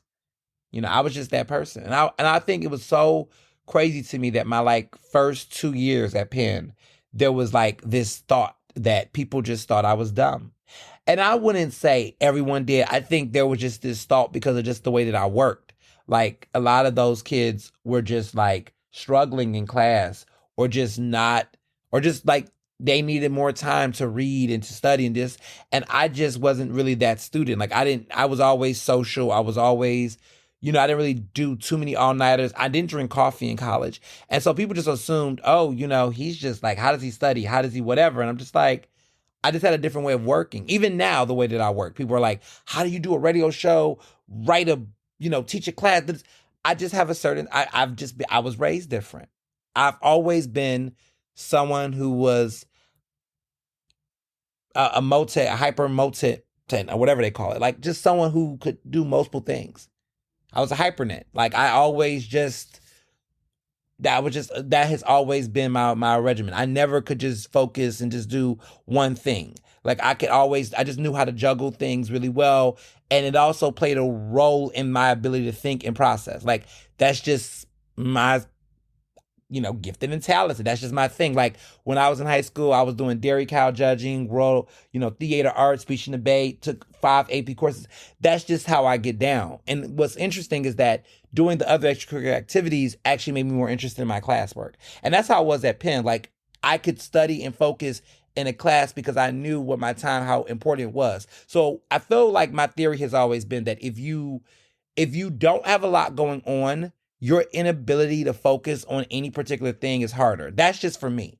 Like if I know that, okay, I have practice for this between 4 to 5 and I have class from 2 to 4, I really need to prioritize that 2 to 4 because I'm not going to have any other time to. So I was really into class. Like I really had to focus because I realized the time I made for this on my schedule, I need to be into this only. I have to check out everything else.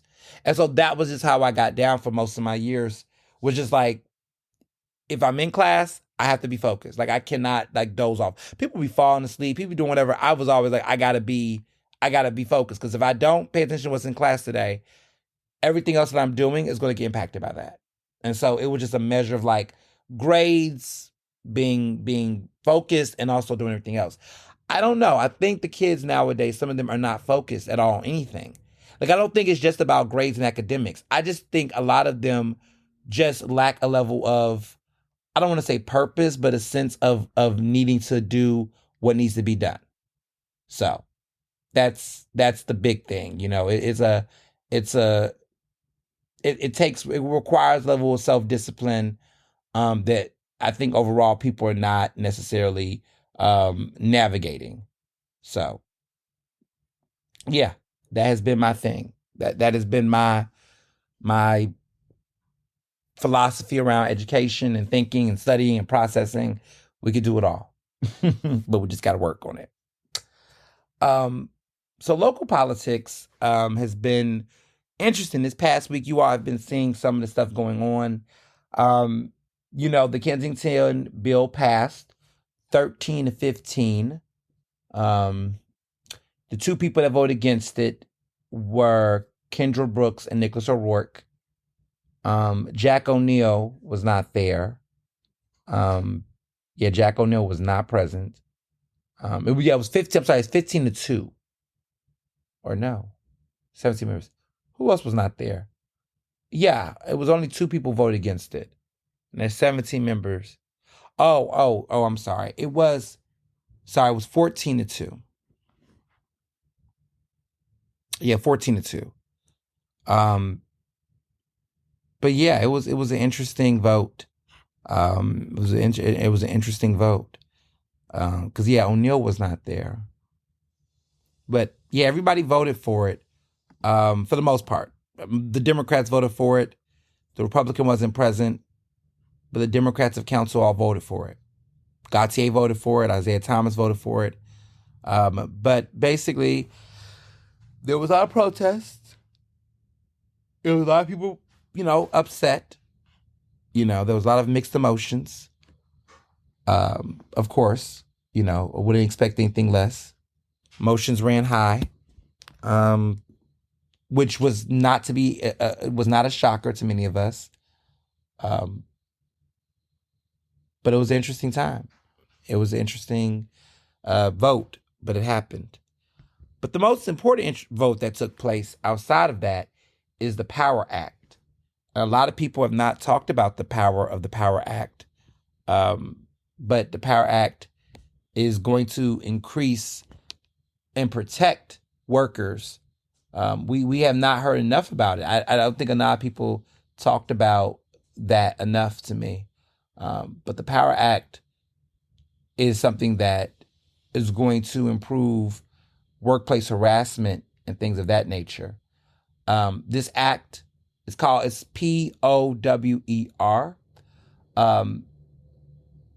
It's a big deal.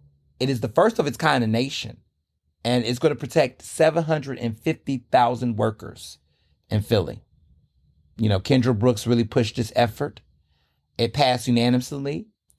It is going to, Philadelphians are going to receive more workplace retaliation protections because of it. It will empower the city's Department of Labor to enforce existing worker protection laws on wage theft, paid sick leave, and domestic worker rights. Pretty big damn deal. And it stands for power. It's in all caps.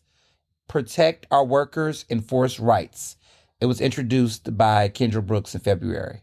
So it's going to be a big deal. It's going to be a big deal. And, I can't wait to see how it all plays out. I can't wait to see, everything that comes from it. And we should really be in a good place. We should really be in a good place.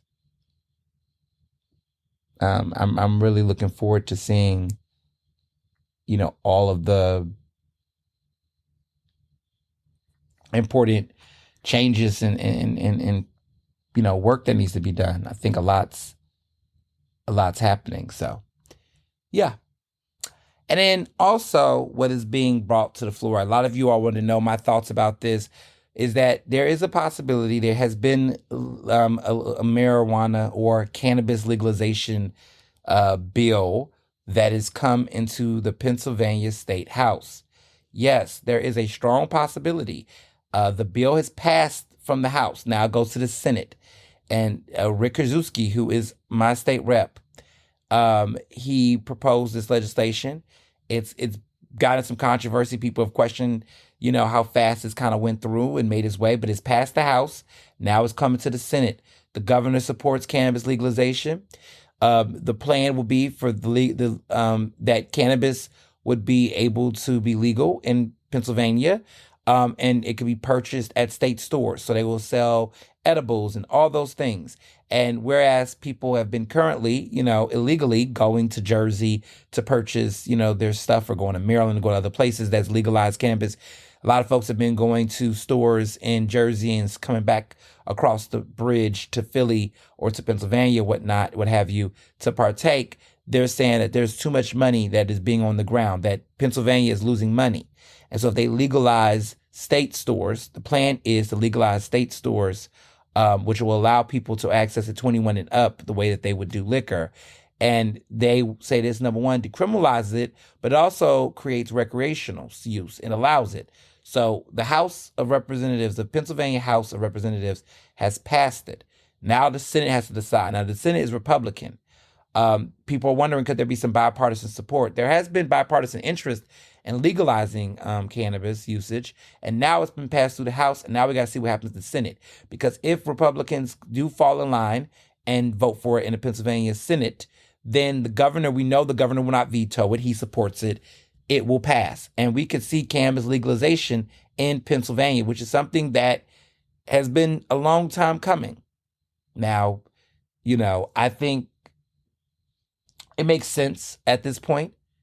There are some people who are critics about it. There are some people who do not like the state ran process. There's a lot of people that are against the state ran because they believe it's going to take an opportunity away from, black entrepreneurs and owners. But there have been some people that I've spoken to that said, to be honest, the process to which you can own a private, cannabis requires so much paperwork and bureaucracy that to make it more privatized will benefit more white owners and business owners than would diversify. To have a state house, that means you have to require union labor, which will increase more jobs. More black and brown workers in these labor unions can actually benefit from being able to, there are union work to build these facilities and also to maintain them and to do the shipment, to do all the things. And that actually labor union work would be beneficial. And this is funny because I know this is a little random, but this is on topic, is that there's a lot of people that have been very critical about, financial literacy. Like Angel Reese and Shaquille O'Neal, Magic Johnson and Angel Reese are, who are super rich, are now proposing financial literacy programs in certain neighborhoods. I have been mixed on this, but now I think I know how I feel about it. I'm not a fan of this. Rich people, who a lot of them got their wealth and their money not from financial literacy, are now trying to shove it down people's throats. And, I'm not a conspiracy theorist, and it begs the question, what is these programs really about? I remember people were out here trying to get the MasterCard, remember that, from Russell Simmons, and people had all type of fucked up financial situations with these types of payday loans and trainings and whatnot. The truth of the matter is that the most super poor and working class amongst us, they don't need a financial literacy class.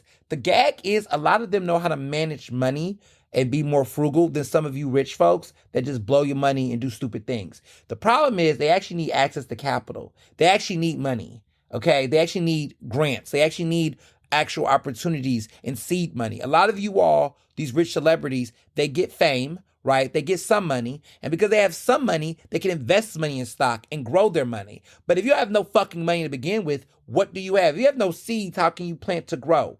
And so at the end of the day, there has to be financial benefits. The reason why I have been able to build financial stability for myself and my family and whatnot is because I got fortunate enough to not have student debt, which gave me the ability to make money immediately off of my salary.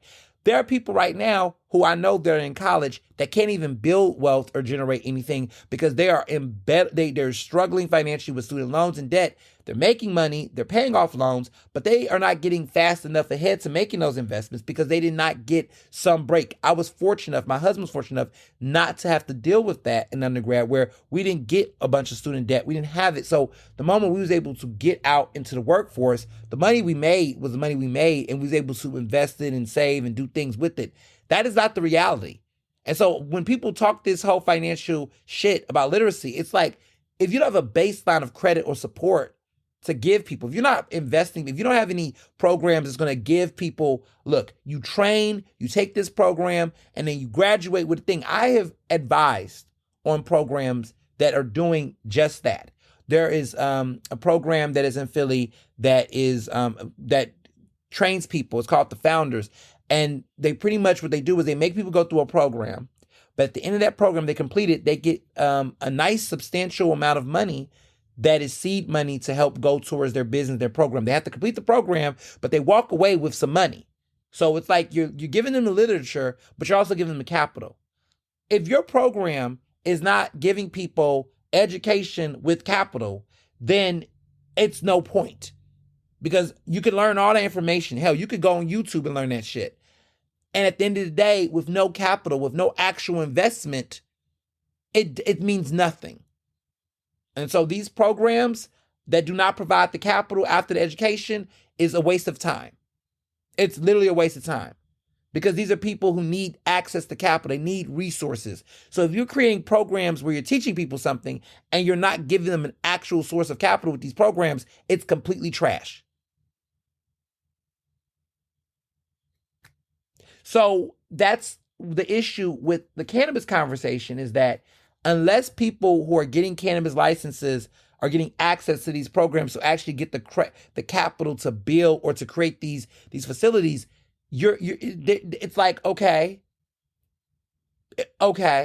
what's the point? And so that being said, we keep teaching people, we keep acting like Black people's biggest way to gaining wealth, to provide for their families and home ownership has not actually been to get a good paying job with great benefits. Most Black and brown people and working class people that climb out of poverty do not climb out of poverty from, lucking out with some literacy class and investing in the stock market. That's not most working class people who have gotten into middle class got through two major ways.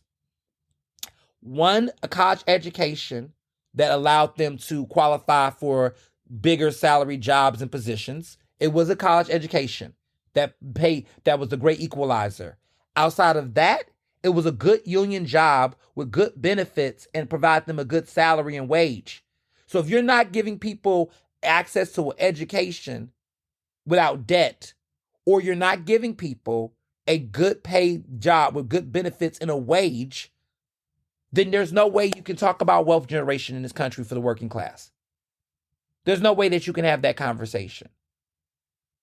And so I get some of my cannabis advocates who are not happy about this bill because you think that it's not allowing, you want to create this imagined reality of revolution and Black folks own it.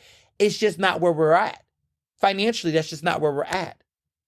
There will be more Black jobs, there'll be more Black wages through unionized labor, right? That will come from these types of state-owned liquor stores. Yes, I get it. The states own the cannabis places, boo-hoo. But you know what? It's a good first step.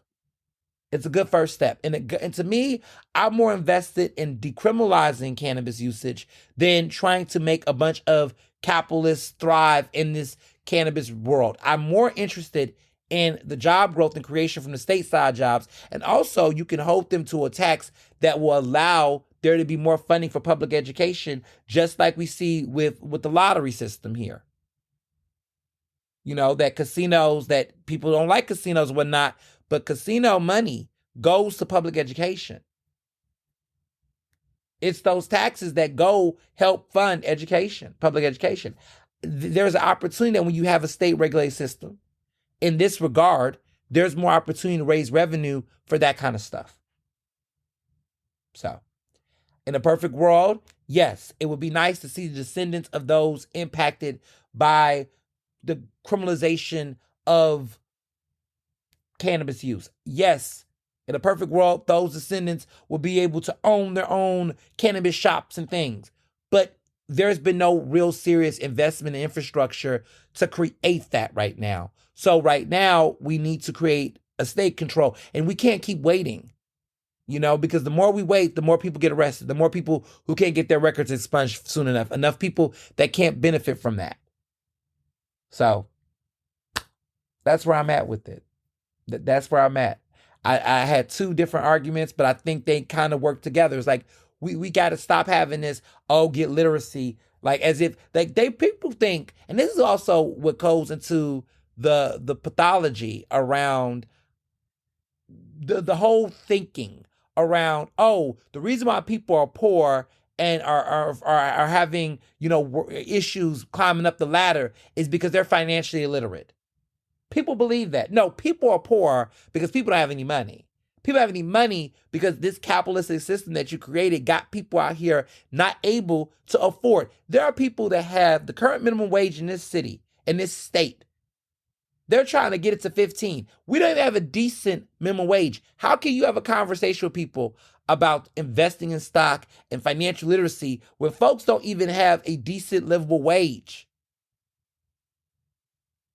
They want to bring these financial literacy courses in the hood, but they're not coming with any actual money or jobs or opportunities beyond just telling them, basically, you ain't got money, do these cool things and you'll get some money, as if there is actual, come on. They must be working with a bank. They must be working with some crazy loan provider or something, because the horror stories, go do research and go circle back on some of those programs that Jay-Z did. Remember the ones that Jay-Z did, those academies? Go look what happened to those people who did those programs. How they was fucked up and stuck in debt. Yes, it doesn't have a happy ending. We don't need no more of these, teach people how to code. All of this stuff, unless it's automatically being paid for. Because people are in debt behind that foolery. It just gives scam to me. It gives grift to me. I'm not a fan of it. So, I digress. So moving along, this week's Ask Ernest, my big one that y'all had the most questions about and inquiries and asked me about was pertaining to none other than Barstool Philly. So people I got to put this all in context. This all went down last weekend and it got more viral after the recording of the podcast, but it's taken a life of its own. So Barstool Philly is a bar downtown, or in Center City. I've never actually been to it personally. I never was into it, and I'll tell you why. But it is on 1213 Sansom Street. Yeah, 1213 Sansom Street is where Barstool is. It's on Sansom. They call it Barstool Sansom Street, but there's bars there. It's parties there. It's a lot going on there. And in particular, this past week, there was a Temple student who showed up with a sign. Basically, to break this down for folks who haven't been to the club in a long time, we got different listeners. But, at the bar, those who are patrons can order bottle service, and they're offered customizable letter boards, and they can ask the staff to put up certain things. Like you could put up a sign like, "I love you, baby. I miss my ex. Go Birds." Shout out to college or school or whatever. But this time around, there was a student who decided to make his sign. He asked the staff members to arrange the letters on the sign to put up an anti-Semitic message. The message was "fuck the Jews." And that is what he put it on there. It was very offensive. It's anti-Semitic, no doubt about it. We're not Elon Musk over here. We're not confused on what the sign was. I think it's very clear that this sign was anti-Semitic. And anti-Semitic cases have been rising, since October 2023 to September 2024. There have been just a record high, according to the Anti-Defamation League, which should have, said something around Elon Musk, but should not digress. 10,000 anti-Semitic incidents, triple the number recorded, right? And here this is happening in Philly. This sign happens, right? And the way that we find out about the sign is that somebody records it on social media. And the sign is being up in the air while people are in the club. Just see, the sign is bright lights and everything. And no one pulls the sign down. Nobody, go, "Hell no. Oh, hell no." Like, nobody do that. Nobody fucks the club up. Nobody does. Everybody's partying and everything's going on without a hitch in this bar, in this club, basically. The only way we find out about it is the next day when there's a viral post of people showing the video. And then everybody starts trying to figure out who got the sign, this, that, and the third. They find out who the individual is. I just feel like, what are we doing here? Like, what kind of city are we in? Where a person can just have a sign like that in a bar, and that can happen. So there was a lot of heat. There was a lot of heat connected to this. And for someone like myself, I was not shocked. I was not shocked, personally. It got national attention. A lot of people were up in arms. The individual who who did this, was a student who appears to be Muslim. His name is Muhammad Adnan Khan, but he goes by Mo Khan, and he was trying to make a case on a crazy show. He went on a far right show, the Stu Peters show, that has a history of just offensive ideas and hatred and bigotry. Peters, for those who don't know who Stu Peters is, he's a former rapper turned bounty hunter turned Christian nationalist, white supremacist, and anti-Semite. So, of course, Khan goes on the show and furthers the anti-Semitism. He pretty much, the Temple has been aware of this. They have called him out, and he's been suspended, but he's continuing to go on his hate rampage. Now, the reason why this is also getting crazy is the owner of the brand is actually Jewish. The owner of Barstool, the brand and whatnot, his name is Dave Portnoy. He's Jewish, and he owns, he's the founder of the sports news publication and the brand that has bars not just in Philly, but Chicago, Nashville, and Scottsdale, Arizona. He was actually trying to offer to take this young man to Auschwitz, which is a Nazi death camp in southern Poland, where 1.1 million people, most of them were Jews, were murdered during the Holocaust. He wanted to turn it into a learning opportunity, is what he said. And I was confused. I was like, this dude came to this bar and he made a sign like this. And the response is to take him to Auschwitz, to pay for him on a trip to learn. That's the answer. And I thought to myself, why would someone do that? And I remember one of my friends was being like, maybe he's anti-cancel culture, Ernest. And I said, well, why would he be is it really cancel culture? This guy did not make a mistake. This guy did this on purpose. This is an evil person that deliberately believes these thoughts. Why would you put this out there to try to pay? Why would you pay for them to go on a trip that, like, if somebody put up a sign that said, fuck the blacks, I'm not sending them on a trip to the Smithsonian to understand Black history. I'm not. I'm just not doing that. Like, to me, that's, it's 2025. What are we talking about? So I kept saying to myself, why would he give this man this chance, right?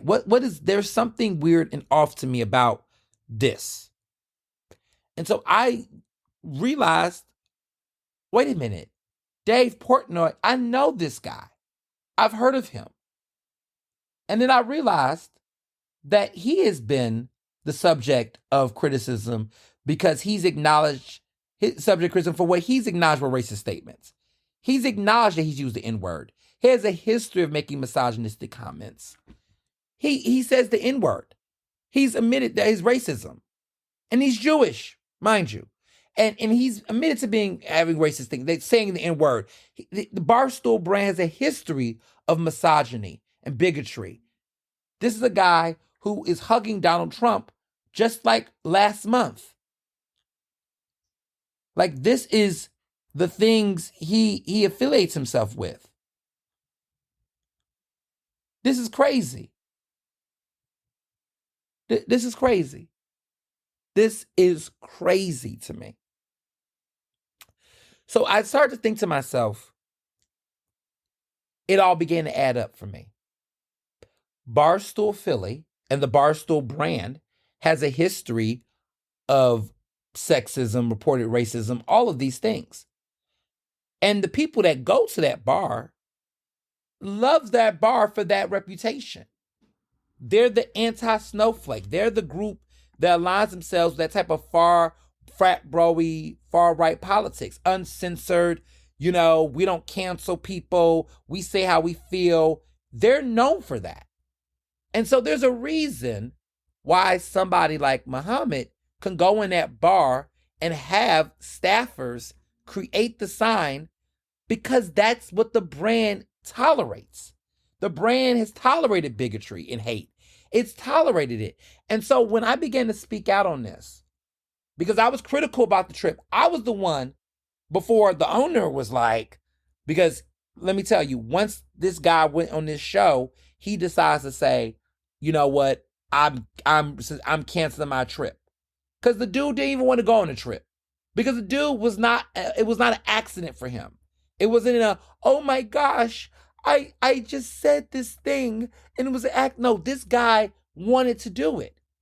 And the crazy naivety of white people, even folks in our communities, our various communities, white Jewish men that think, oh, there's no such thing as a person that would be that deliberately evil. He was. Why would you pay for him to go on a trip? Cancel him. But he doesn't want that young man to be canceled because he knows he will be a hypocrite, because he's the one who said he's uncancelable after having a history of saying the N-word.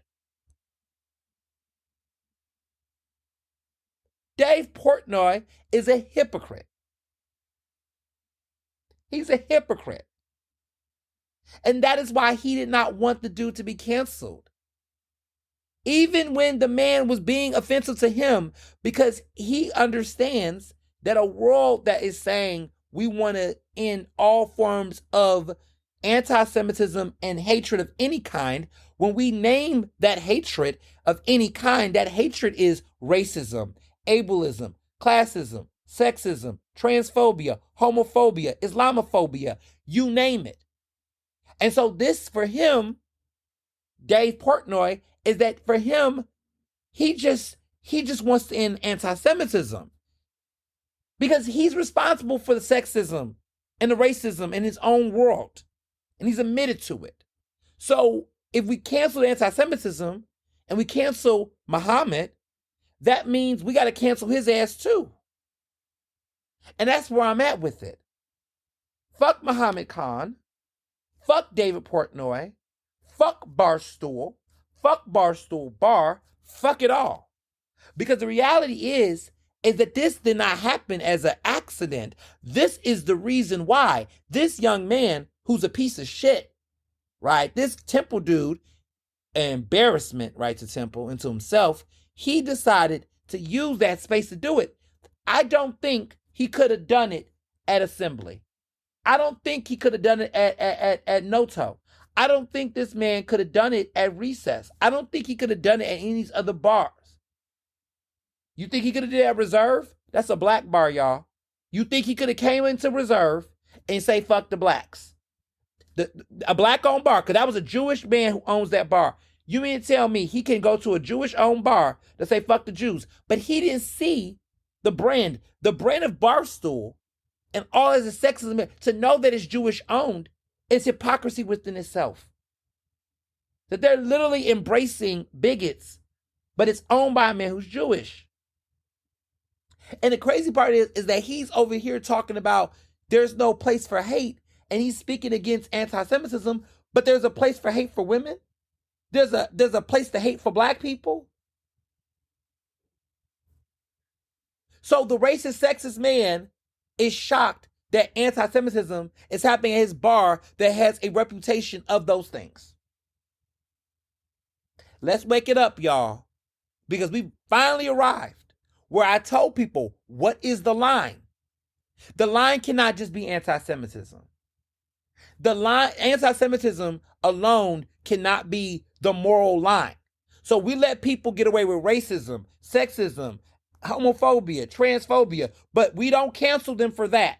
But we say the moment they become anti-Semitic, that's when they're cancelable. Why? Why? Why? To the people in our communities that are not black and brown and not women, okay? You all need to recognize that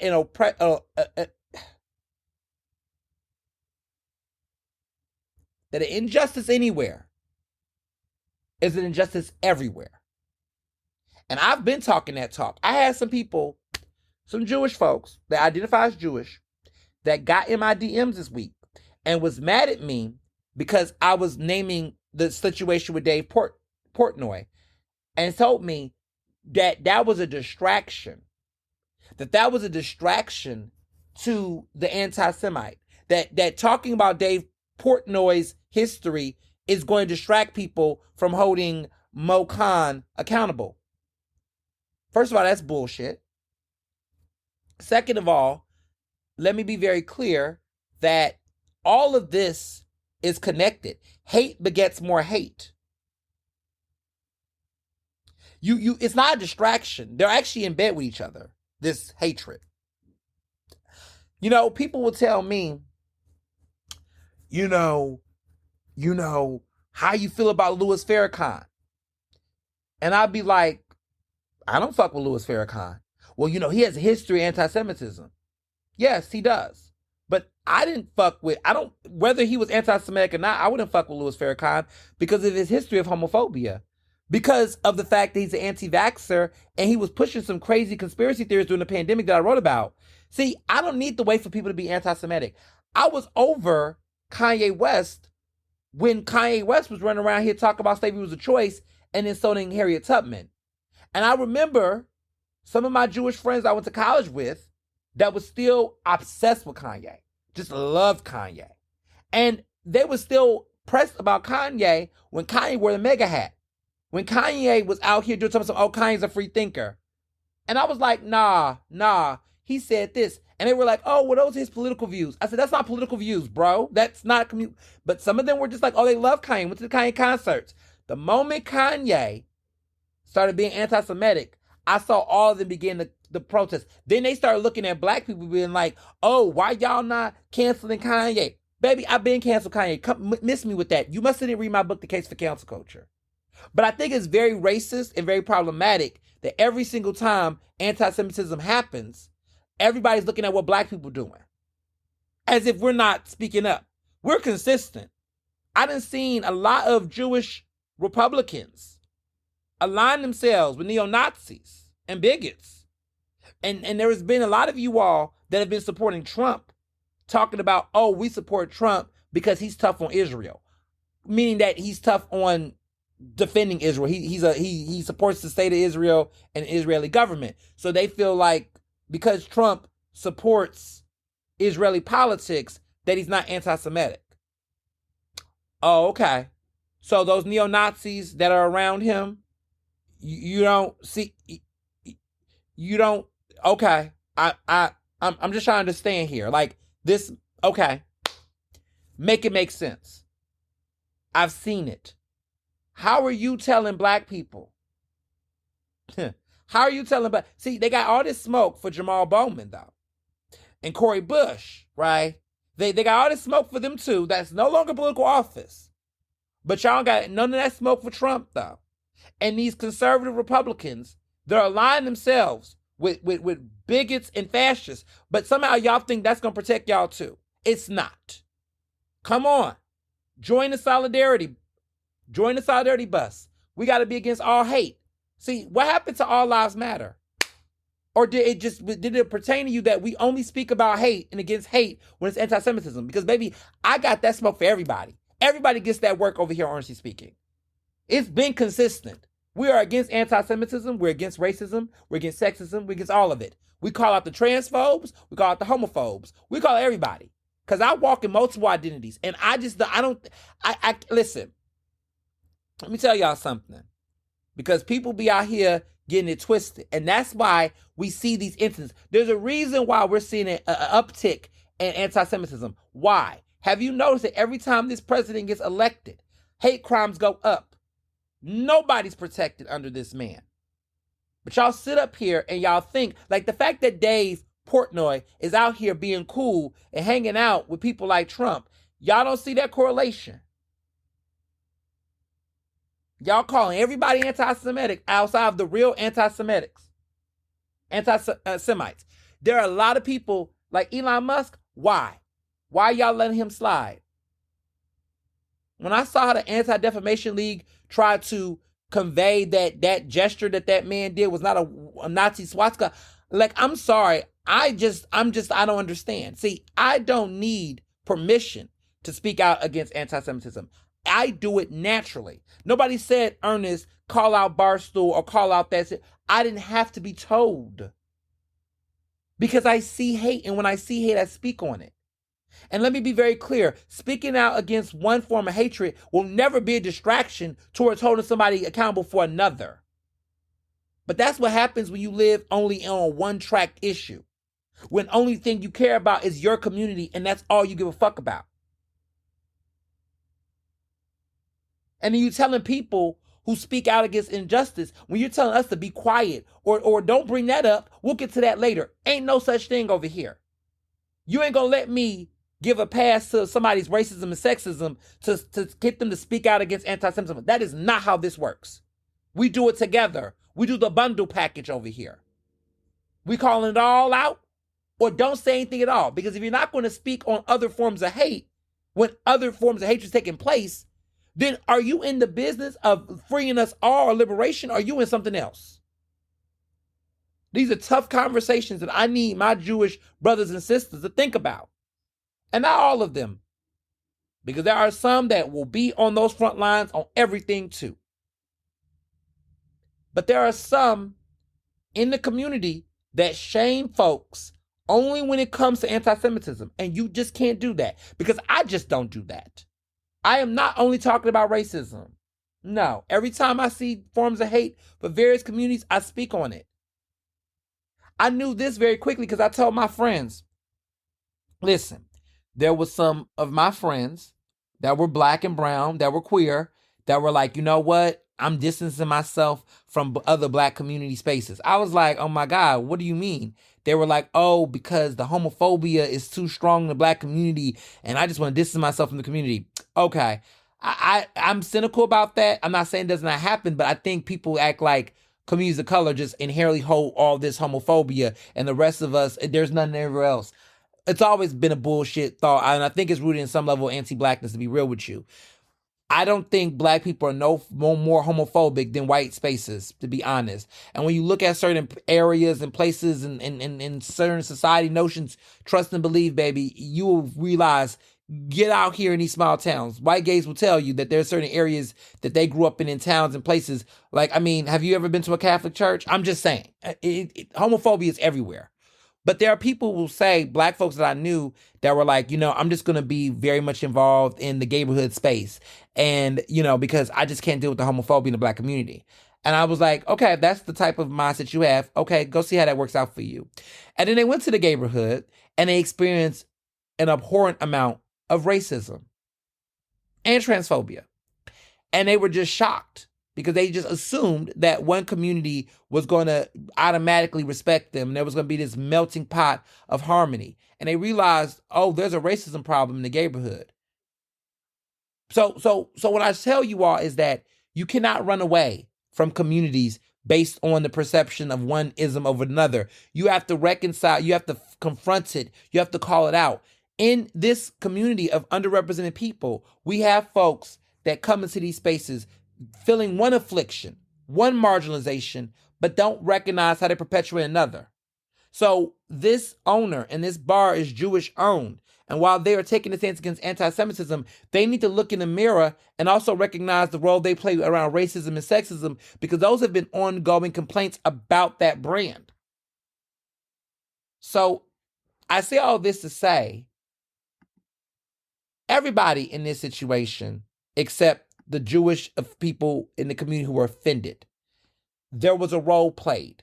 You create an environment that is welcoming to bigotry, and bigotry happens. What did I tell y'all last week? Accept what you expect. They accepted bigotry. They should have expected it. They created an environment that accepted and tolerated other forms of hate. So you cannot then turn around and not expect that. And what I'm hearing really is people really telling me in more ways than one, it's not them saying, I'm shocked that it happened.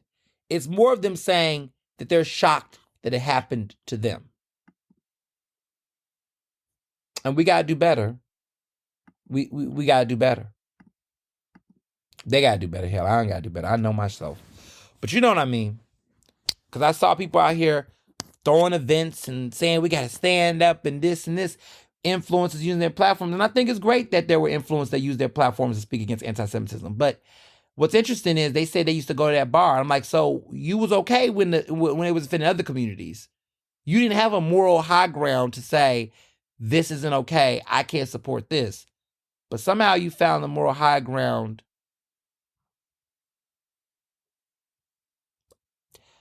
Just some food for thought. Just some food for thought. Just some food for thought. When we find that moral high ground should not be only when it hits us. I've learned, history has taught me. I could have easily predicted that Kanye was going to go down the route he was going. He was looking for shock factors. He started with black people. He was doing women next. Then he started coming for MAGA.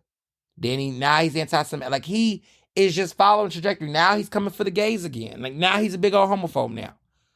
Confusing, but now he's doing that. It's too much going on with that dude.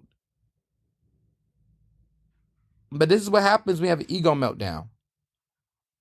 And at this point, the fact that he's still getting platformed, the fact that people still are not, where's his friends? I guess he doesn't have any friends anymore.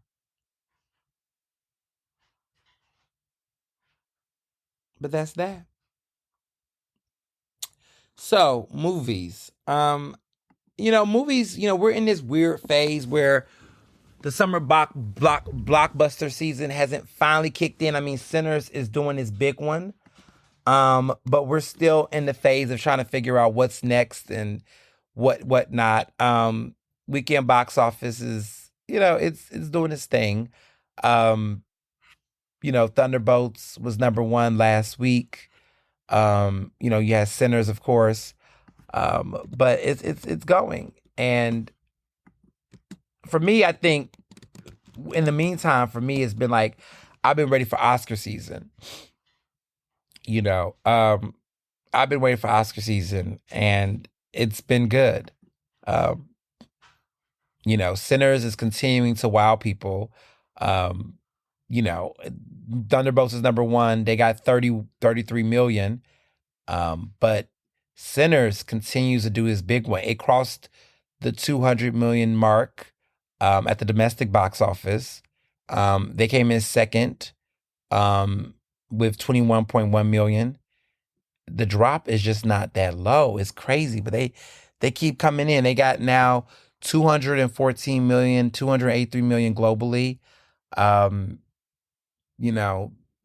Jordan has starred in all five of Michael B. Jordan has starred in all five of Coogler's movies. So I guess the continual success is Michael B. Jordan is Ryan Coogler's muse. It's interesting. Like, they have like that Leonardo DiCaprio, Martin Scorsese thing going, like the way he had it with Robert De Niro. But with Coogler, he has starred in all his films. He starred in Black Panther. He starred in the Creed movies. He starred in Sinners, and he also starred in Fruitvale Station. And like, those are all five of Ryan Coogler's movies, and Michael B. Jordan has starred in all of them. Have y'all noticed that? That's crazy. Thunderbolts is still number one. They're making some good money, but it's declined by 57%.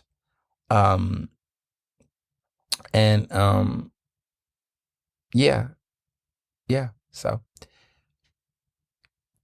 the one film I'm excited about, speaking of muses, is the new Denzel film with Spike Lee that's coming out later. I'm excited about it. The trailer went out recently. It's called Highest to Lowest. A$AP Rocky is in it. A couple other big stars are in it. The first trailer has come out. I have not seen the movie, but it's very telling.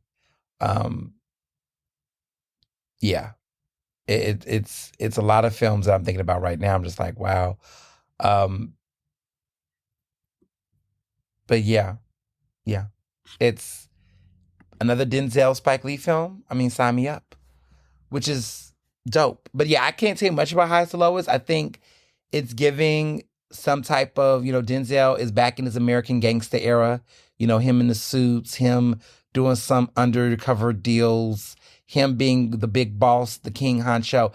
It's signature Denzel, and we love to see it. And so that is what we're looking at right now. That's what seems to be what's coming. And so it's like Denzel has like put out a film like almost every year for a minute now. He didn't have one in 20, like he had the tragedy of Macbeth that came out in 2021, which he got Oscar nomination for.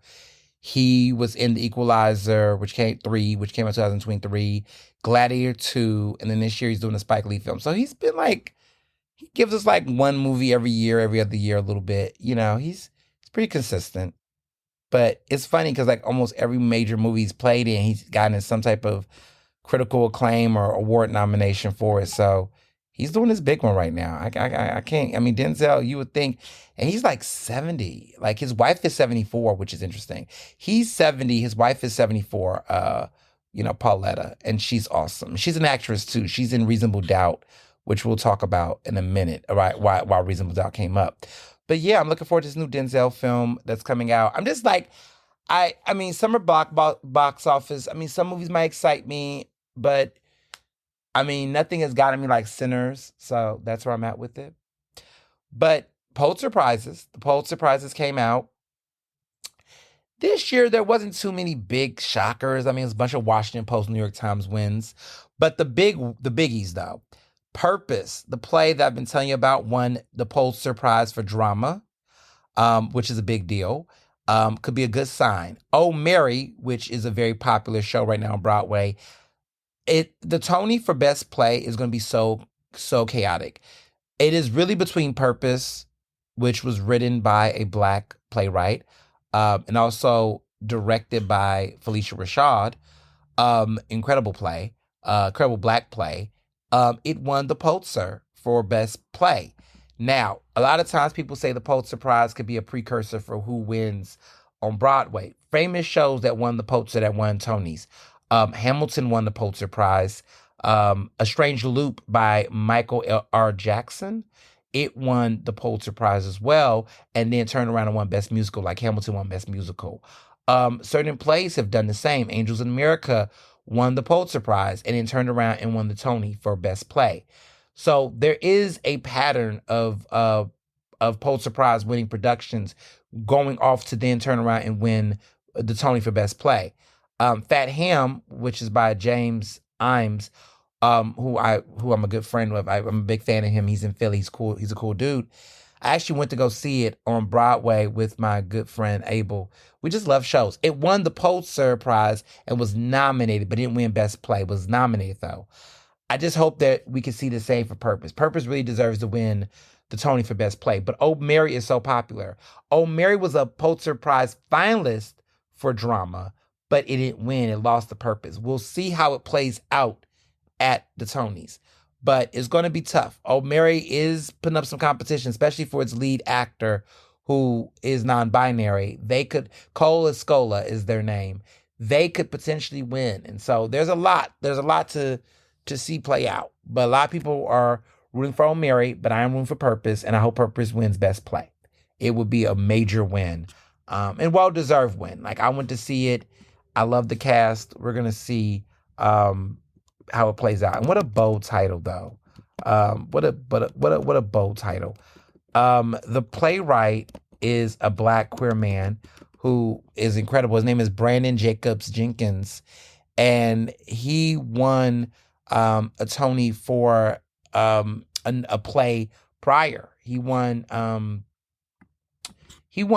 actually won a Tony, I want to say about a year ago, for another production, and he's built a reputation for himself.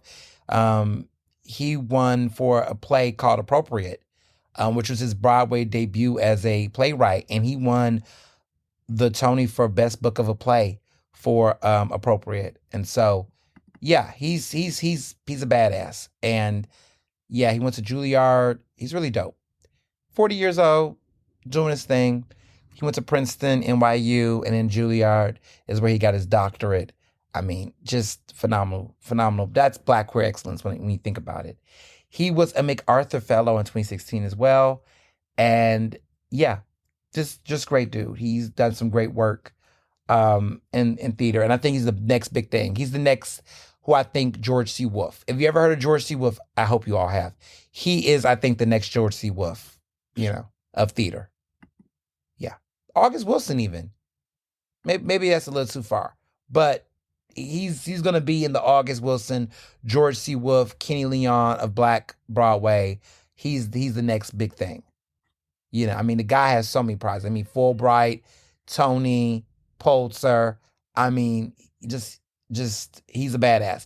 He is our Lin Miranda, but not as problematic for Black folks. Brandon Jacob Jenkins, remember that name. If you've not heard that name, know that name. Let me just say that now. Just know that name. If you've not heard his name before, Brandon Jacobs Jenkins, remember that name. He is the one to watch, especially in theater and probably movies, because he's just so fucking talented. He's that show, Purpose, is dope. He just does a lot of great things. So shout out to him. Moving along with music, a lot of talk about Katy Perry. I don't have too much to say about Miss Katy, baby. I don't have too much to say about Miss Katy. I just think she needs to take a break. I just think she doesn't. I just think there's been just too much. So for people who don't know what I'm talking about, Katy Perry has been lambasted on the internet a lot, and it's become a topic of news about like celebrity culture and whatnot and what happened to her. And we've talked about it a couple times on the show. What I would just simply say is that in the cultural zeitgeist, there will always be a person that folks will just dump on for a particular reason. It's because maybe a sense of tone deafness. It might be a sense of like eat the rich. And it's always somebody who might be a gross display of wealth in a way that's tone deaf and insensitive, right? There are some people that, like, you got Beyonce or even Oprah, right? Where people are like, you know what? Hey, they're super rich, but they're also still cool. They seem to just be down to earth, or they just seem to be pretty,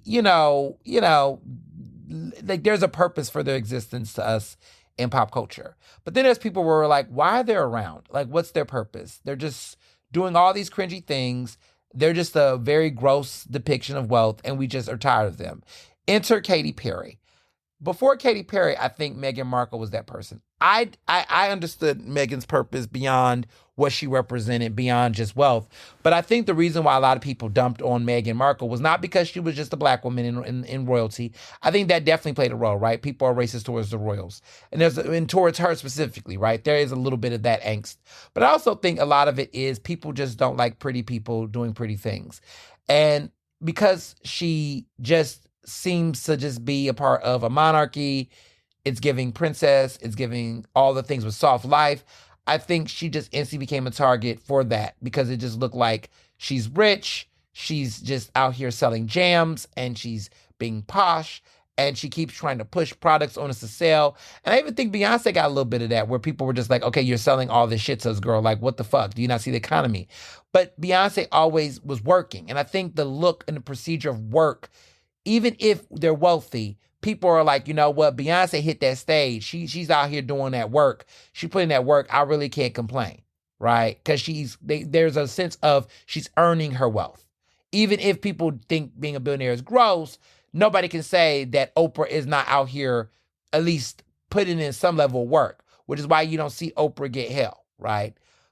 But there are certain people that are grossly rich, and you're just like, what are you doing? Right. And I think that's why people just can't stand Jeff Bezos. They can't stand Elon Musk because they're like, Elon Musk is not doing any work. Like, we don't feel like what he's doing is work. He's just become such a fucking, face of governmental grift that you just don't have any respect for it. Katy Perry is, I think, now at billionaire status or close to it. She has a lot of money. And people are just like, what are you doing? You're going to space. You're doing all this dumb, stupid stuff. Like, what are you doing? Like, there's no sense of work. The tour performance is mediocre. I mean, at best, mediocre, next to god awful. She just seems to be checked out. And she seems not to be reading the room. And so that's why I think she's become a target. And I think every cycle, there'll be a new person. There'll be a new annoying rich person. I remember Kim Kardashian was that for a period of time. The Kardashians were. It was like, these are really rich people that we just don't feel like we see work from. And then people move on. Like Paris Hilton was that for a period of time. Like there's always going to be an ultra rich person that society decides that they're going to make the face of critique because they're like, what else have you done? Like, are you working for it? Are you doing anything? Like people know the Beyonce story. People love a rags to riches story. People love a story of people who are, even if they're rich, feeling like they're charitable and philanthropic, right? I just think Katie just looks like just about like a crazy amount of wealth that doesn't have any explanation for, so. Which then brings me to the Met Gala, which is an interesting critique, right? Because people are just like, there's been a lot of critique about the Met Gala. And, my stance on it, what I've told people is like, look, there's a lot of wealth. But at the end of the day, they're raising money to pay for something they believe in. It's a fundraiser for them. They're raising the money. They raised over $30 million to go to support the Met. And what's crazy about it was that when I was on Piers Morgan's show, and we were talking about this, they were just making jokes of the costumes and trying to blame Hollywood and say, oh, Hollywood culture is so tone deaf, they're so this, they're so that. How are they celebrating the working person by wearing dandyism? Just picking at it. And I just was like, dude, and then Piers was trying to make this conversation about how is this addressing slavery, and, the fashion is supposed to be paying homage to slavery, but the fashion industry this. And I said to him, I was like, I'm happy that you know so much about, slavery and that you cared to do history and research about labor rights and issues. It sounds pretty woke of you, because he has a book out now called Woke is Dead, which is hilarious. And he's like talking about the whole woke thing and making this argument. I said, you're asking them to think super deep. Isn't this just a silly fashion show on the red carpet? Like, it isn't it just a time for them to just dress up and have fun? Like, why are you wanting them to be more? Like, if they would have actually wore those clothes, wore different clothes and talked about slavery all on the red carpet, you all would have said they were sucking the life out of it and making it more deep than what it needs to be. Just have fun. So now they're just having fun and wearing clothes, and you're telling them, oh, well, what's the higher purpose? And I'm telling you, oh, it's actually a philanthropic fundraiser where they've raised millions of dollars for the arts, because let's be clear, y'all want the government paying for the arts. You don't want the president, he's killing the Kennedy Center. What's wrong with them raising money for the causes and things that they care about? Like, come on, right? And so I'm making this point, and the panelists are like realizing, yeah, like Ernest has a point. And to the point where Pierce just realized, I kept slamming him with it, that he just had to put his hands like, what, you're right. Like, what am I mad about? Like, which one is it? You tell liberals to have fun and have fun for what they believe in. They're coming together to raise money for something that Trump is not funding, right? You don't want the government to pay for it. You don't want the government to fund the arts. You don't want the government to fund programs and different things. They're putting money to raise money for something that they give a fuck about. What's wrong with that? If you don't like it, turn off the TV. But they're not trying to preach at you or about other issues. Which one is it? And he couldn't shake it. He had to surrender. Mind you, I'm always winning and making points on those shows, but I just think that it was so obvious to everybody that they were contradicting themselves. One moment they're like, oh, I'm like, do you want to cancel the Met Gala then? Do you want the Met Gala canceled? No, you don't? Okay, so then what's the point? What's the argument here? What's the vent? You're just teasing celebrities wearing clothes. Maybe if you say celebrity culture is this and that, but you're giving it a platform. You made a whole episode about it. Just saying, like, he critiques the Oscars and the Grammys about the fact that it's self-congratulatory, but this is an event that's not self-congratulatory. It's actually them dressing up and having fun and raising money for a cause. Like, the Met Gala will never be, to me, the place to dump on, because these people are actually working towards a solution and doing something with meaning and purpose. Just my 2 cents. Just my 2 cents. Just saying. As far as the Met Gala fashion, I thought the best dressed was Diana Ross as far as women go. I mean, everybody has some good looks, right? I love Zendaya's suit. I think she had the best suit. Halle Berry was also in my top 3. Diana Ross just was an embodiment for me. She was just, to me, my favorite entire look. I loved her. As far as the men go, Lewis Hamilton's Ivory, his story, his look, He's a race car driver. But Lewis Hamilton's look was my favorite of the men, and also of course Domingo Coleman as well. I just felt like those two just had the best look and the best story behind their look. As far as the men go, women again, like I said, is Diana Ross and Zendaya for me. But a lot of people, Tiana Taylor's look was great. A lot of people also dressed nice. As well. I loved Megan Thee Stallion, the hair piece and everything that went with that. That was dope. A lot of people dressed nice. I mean, this is probably one of the most creatively fun looks. Like everybody looked good. There was multiple honorable mentions that I could go through. There was a couple people who just did not dress in the theme. Like Sydney Sweeney didn't even know who was the right proper influence for. I mean, well, it was interesting about white folks and how they dressed. And there was a good piece, a good critique on social media that I saw someone make about how white people will they will act as though them not participating in said culture because they want to take up space. And that argument is just a little bit trash. It's like, look, you can, or they make the argument, oh, I don't want to do this for cultural appropriation. But it's like, actually, it's not that. Like, you can pay homage in different ways to somebody's culture without being censored in it. And the fact that white people think this logic of, oh, I don't want to participate in this thing because I'm not going to be censored actually speaks to the narcissism of it. Because the argument is that you can participate in a culture respectfully, playing homage the right way, and understand the theme and not be censored. And so it's weird that there are white people who have that mindset that if I don't participate, they think they're doing charity, which fuels white supremacy because they're like, oh, I didn't participate because it's not about me. And it's like, well, actually, your failure to participate in something or the culture when invited on theme is actually reinforcing the censoring of whiteness because it's like, well, if the theme for the Met Gala, like remember China Through the Looking Glass, right? That was a beautiful theme. The girl who ate that theme that night was Rihanna. That was when Rihanna came out in that big, huge golden dress that had the Oriental dragon a theme on it, right? She's not Asian, but she appreciated the culture. She appreciated it enough and she embodied it. Why is it that when it comes to certain things with Black culture, different things, people go, oh, I don't want to do it. Like, it was a theme, and like it was just so annoying that a lot of the white actresses in Hollywood did not do the theme. And what was annoying was some of them, their arguments for why they didn't do the theme was the argument of, oh, it's not about me tonight, it's not this. And it's like, I'm confused. How arrogant are you to think that if you did dandyism, if you participated in that event, that it would not, that because it's not censoring you, then you can't participate. Like, I just think there was a weird undertone of that. And I think white people don't understand it. It's not up for you to determine how you're censoring it. Because reality is you're not censoring it. If you don't think Black people are going to come in and steal the show, it's their culture. Like, it's not about you censoring. It's not even in competition. Come and dress the best that you can, baby. Rock the theme if it's the theme. Because let me tell you something. China Through Looking Glass, Rihanna did not think to herself, oh, I'm doing this theme, I don't want to overpower Black. We don't think like that. You're not doing that. You come and you dress the way you dress and you just have fun. It's just weird. It's a weirdness. And it is a metaphor for a lot of things where white folks will take themselves out of participating in certain forms of activism and calling out things because they say they don't want to censor themselves.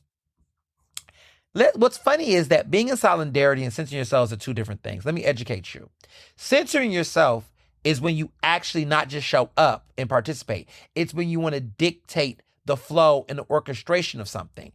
Showing up, your presence alone does not censor you, okay? It is actually when you try to overtalk and take a lead in actually dictating the actual direction, talking over Black and brown people. Participating in cultural participation is not censoring yourself. It's when you actually decide to dictate and determine what it is. Your mere presence and participation alone does not censor you. It's censoring yourself is when you actually are taking up actual ideas. When you're saying, don't do this because I don't like this. You get what I'm saying? So if you go to a restaurant, a Black-owned restaurant, and you eat the food or whatever, actually coming in and supporting the business is not censoring yourself.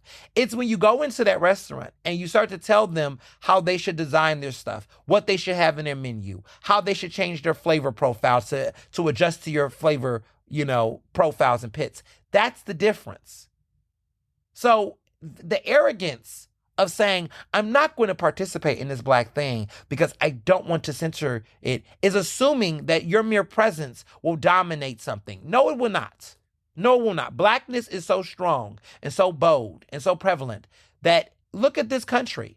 White supremacy has tried to censor itself in America, and black people's hand in the music, the arts, the fashion, the food, cuisine has not been able to do it. We're not worried about you censoring yourself in anything that we do. If you come out of appreciation, that is how, not appropriation.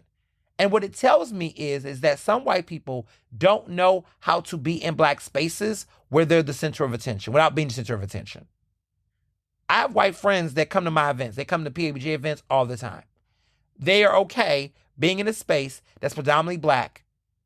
They come, they support, they buy tickets, they buy ads, they support my events, they show love, and they know that they're a person and that they're not being censored by being there, being present.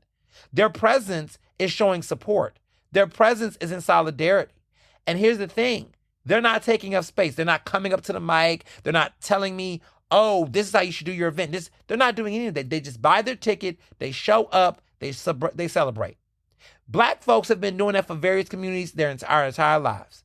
When I was at Penn, I used to always participate in Shabbat on Fridays at Hillel. I love the food. I came, I wasn't censoring myself. I wasn't like, oh my goodness, why are we eating it like this? Can we use better wine? Can we have this food? No, I engaged in a cultural experience with different people. I used to go do Shabbat every Friday when I was at Penn, at Hillel. Just because my friends invited me. They was like, hey, you want to come out to these dinners? Everyone's welcome. I wasn't Jewish, but I was there just to celebrate. And so you can do that and not censor yourself. I didn't say, what kind of food are we eating? What's on the menu? I didn't come in there telling them that the tablecloth needs to be a certain way. I just showed up. And so sometimes white people, you can show up to a theme in a situation, participate in the best of the abilities, respect the culture, and be respectful, and that's fine. Why must everything you're in has to censor you? And that's white supremacy. Just saying. I'm only going to mention this briefly. I don't care right now. There's no fireworks yet, but the Diddy trial has taken place. They did jury selection this past week. That's really all. There's nothing much to say. I mean, one can say, oh, a lot of celebrities have not shown up for this creep. Not surprised there either. What will come out of the trial, we'll see. But for now, that's all I got for that, until more comes. And wrapping up, I just want to say this about TV. There's a lot of TV shows that are being canceled, not being renewed. There's a lot of shows that are transitioning. What I will say is one guy who I've been noticing has been securing a bag in TV. It's Morris Chestnut. Have anybody been watching? I don't know. Is it just me? If anybody been watching TV lately, but Morris Chestnut for the past couple years has become the ultimate TV bae. I feel like every time I turn on the TV, like Morris is on some type of series. And he's been doing this for a minute. Reasonable Doubt is when I peeped it. But he's been making appearances on TV on a lot of different shows. Some shows get canceled. Some shows have not been working. But he's been a hit. The show Watson. So Mr. Johnson, my husband, has been like, he is into network TV. I really don't watch network TV series. But he is into like network shows. Like it has hit him. He has the network TV bug. Like he watches Tracker. He is heartbroken about The Equalizer. Oh my God. He's a big Queen Latifah fan. Like he loves Queen Latifah. They're just like, I love Queen Latifah too, but like he is a big Queen Latifah fan. Like if you asked him, Queen Latifah or SZA, he's going to go with Queen Latifah. You say Queen Latifah or Kendrick Lamar, he's saying Queen Latifah. Like it could be anybody. I would even argue Beyonce probably is on the same level of Beyonce. Like for me, it's Oprah. Like when I got to take my picture of me, Oprah, nothing tops that for me. I don't care. I could go my entire life and not meet any other celebrity. Like I don't even care. Like I would love to see Beyonce. It'd be dope. But Oprah is like the ultimate person I've ever always wanted to meet. And Byron Allen. And I got to meet, y'all remember my love for Byron Allen. Byron Allen and Oprah are like the two black folks that famous people I've always wanted to meet. And I got to meet both of them and get a picture of both of them. Like I am good. If I, next on my list, Denzel would be up there. Meryl Streep, Denzel, Audra McDonald. Look at me, I sound so old, but I don't care. Denzel, Viola Davis, and Denzel, Audra McDonald, Meryl Streep, Rihanna, Beyonce. That's my to-do list. Anybody else? I'm cool. If I do, I do. If I don't, I don't. Madonna too. Okay, Madonna as well. And Janet. Oh, of course, Janet and Madonna. Okay, that's it. That's a list. No more. Everybody else, like I got a picture of Michael B. Jordan already. I got one with, I met Spike Lee, But those are the ones right there. Those are the ones. Okay, everybody else, if I luck out, I luck out. But those are the ones, y'all. If I get them, that's my list. That's my ultimate list. Yeah.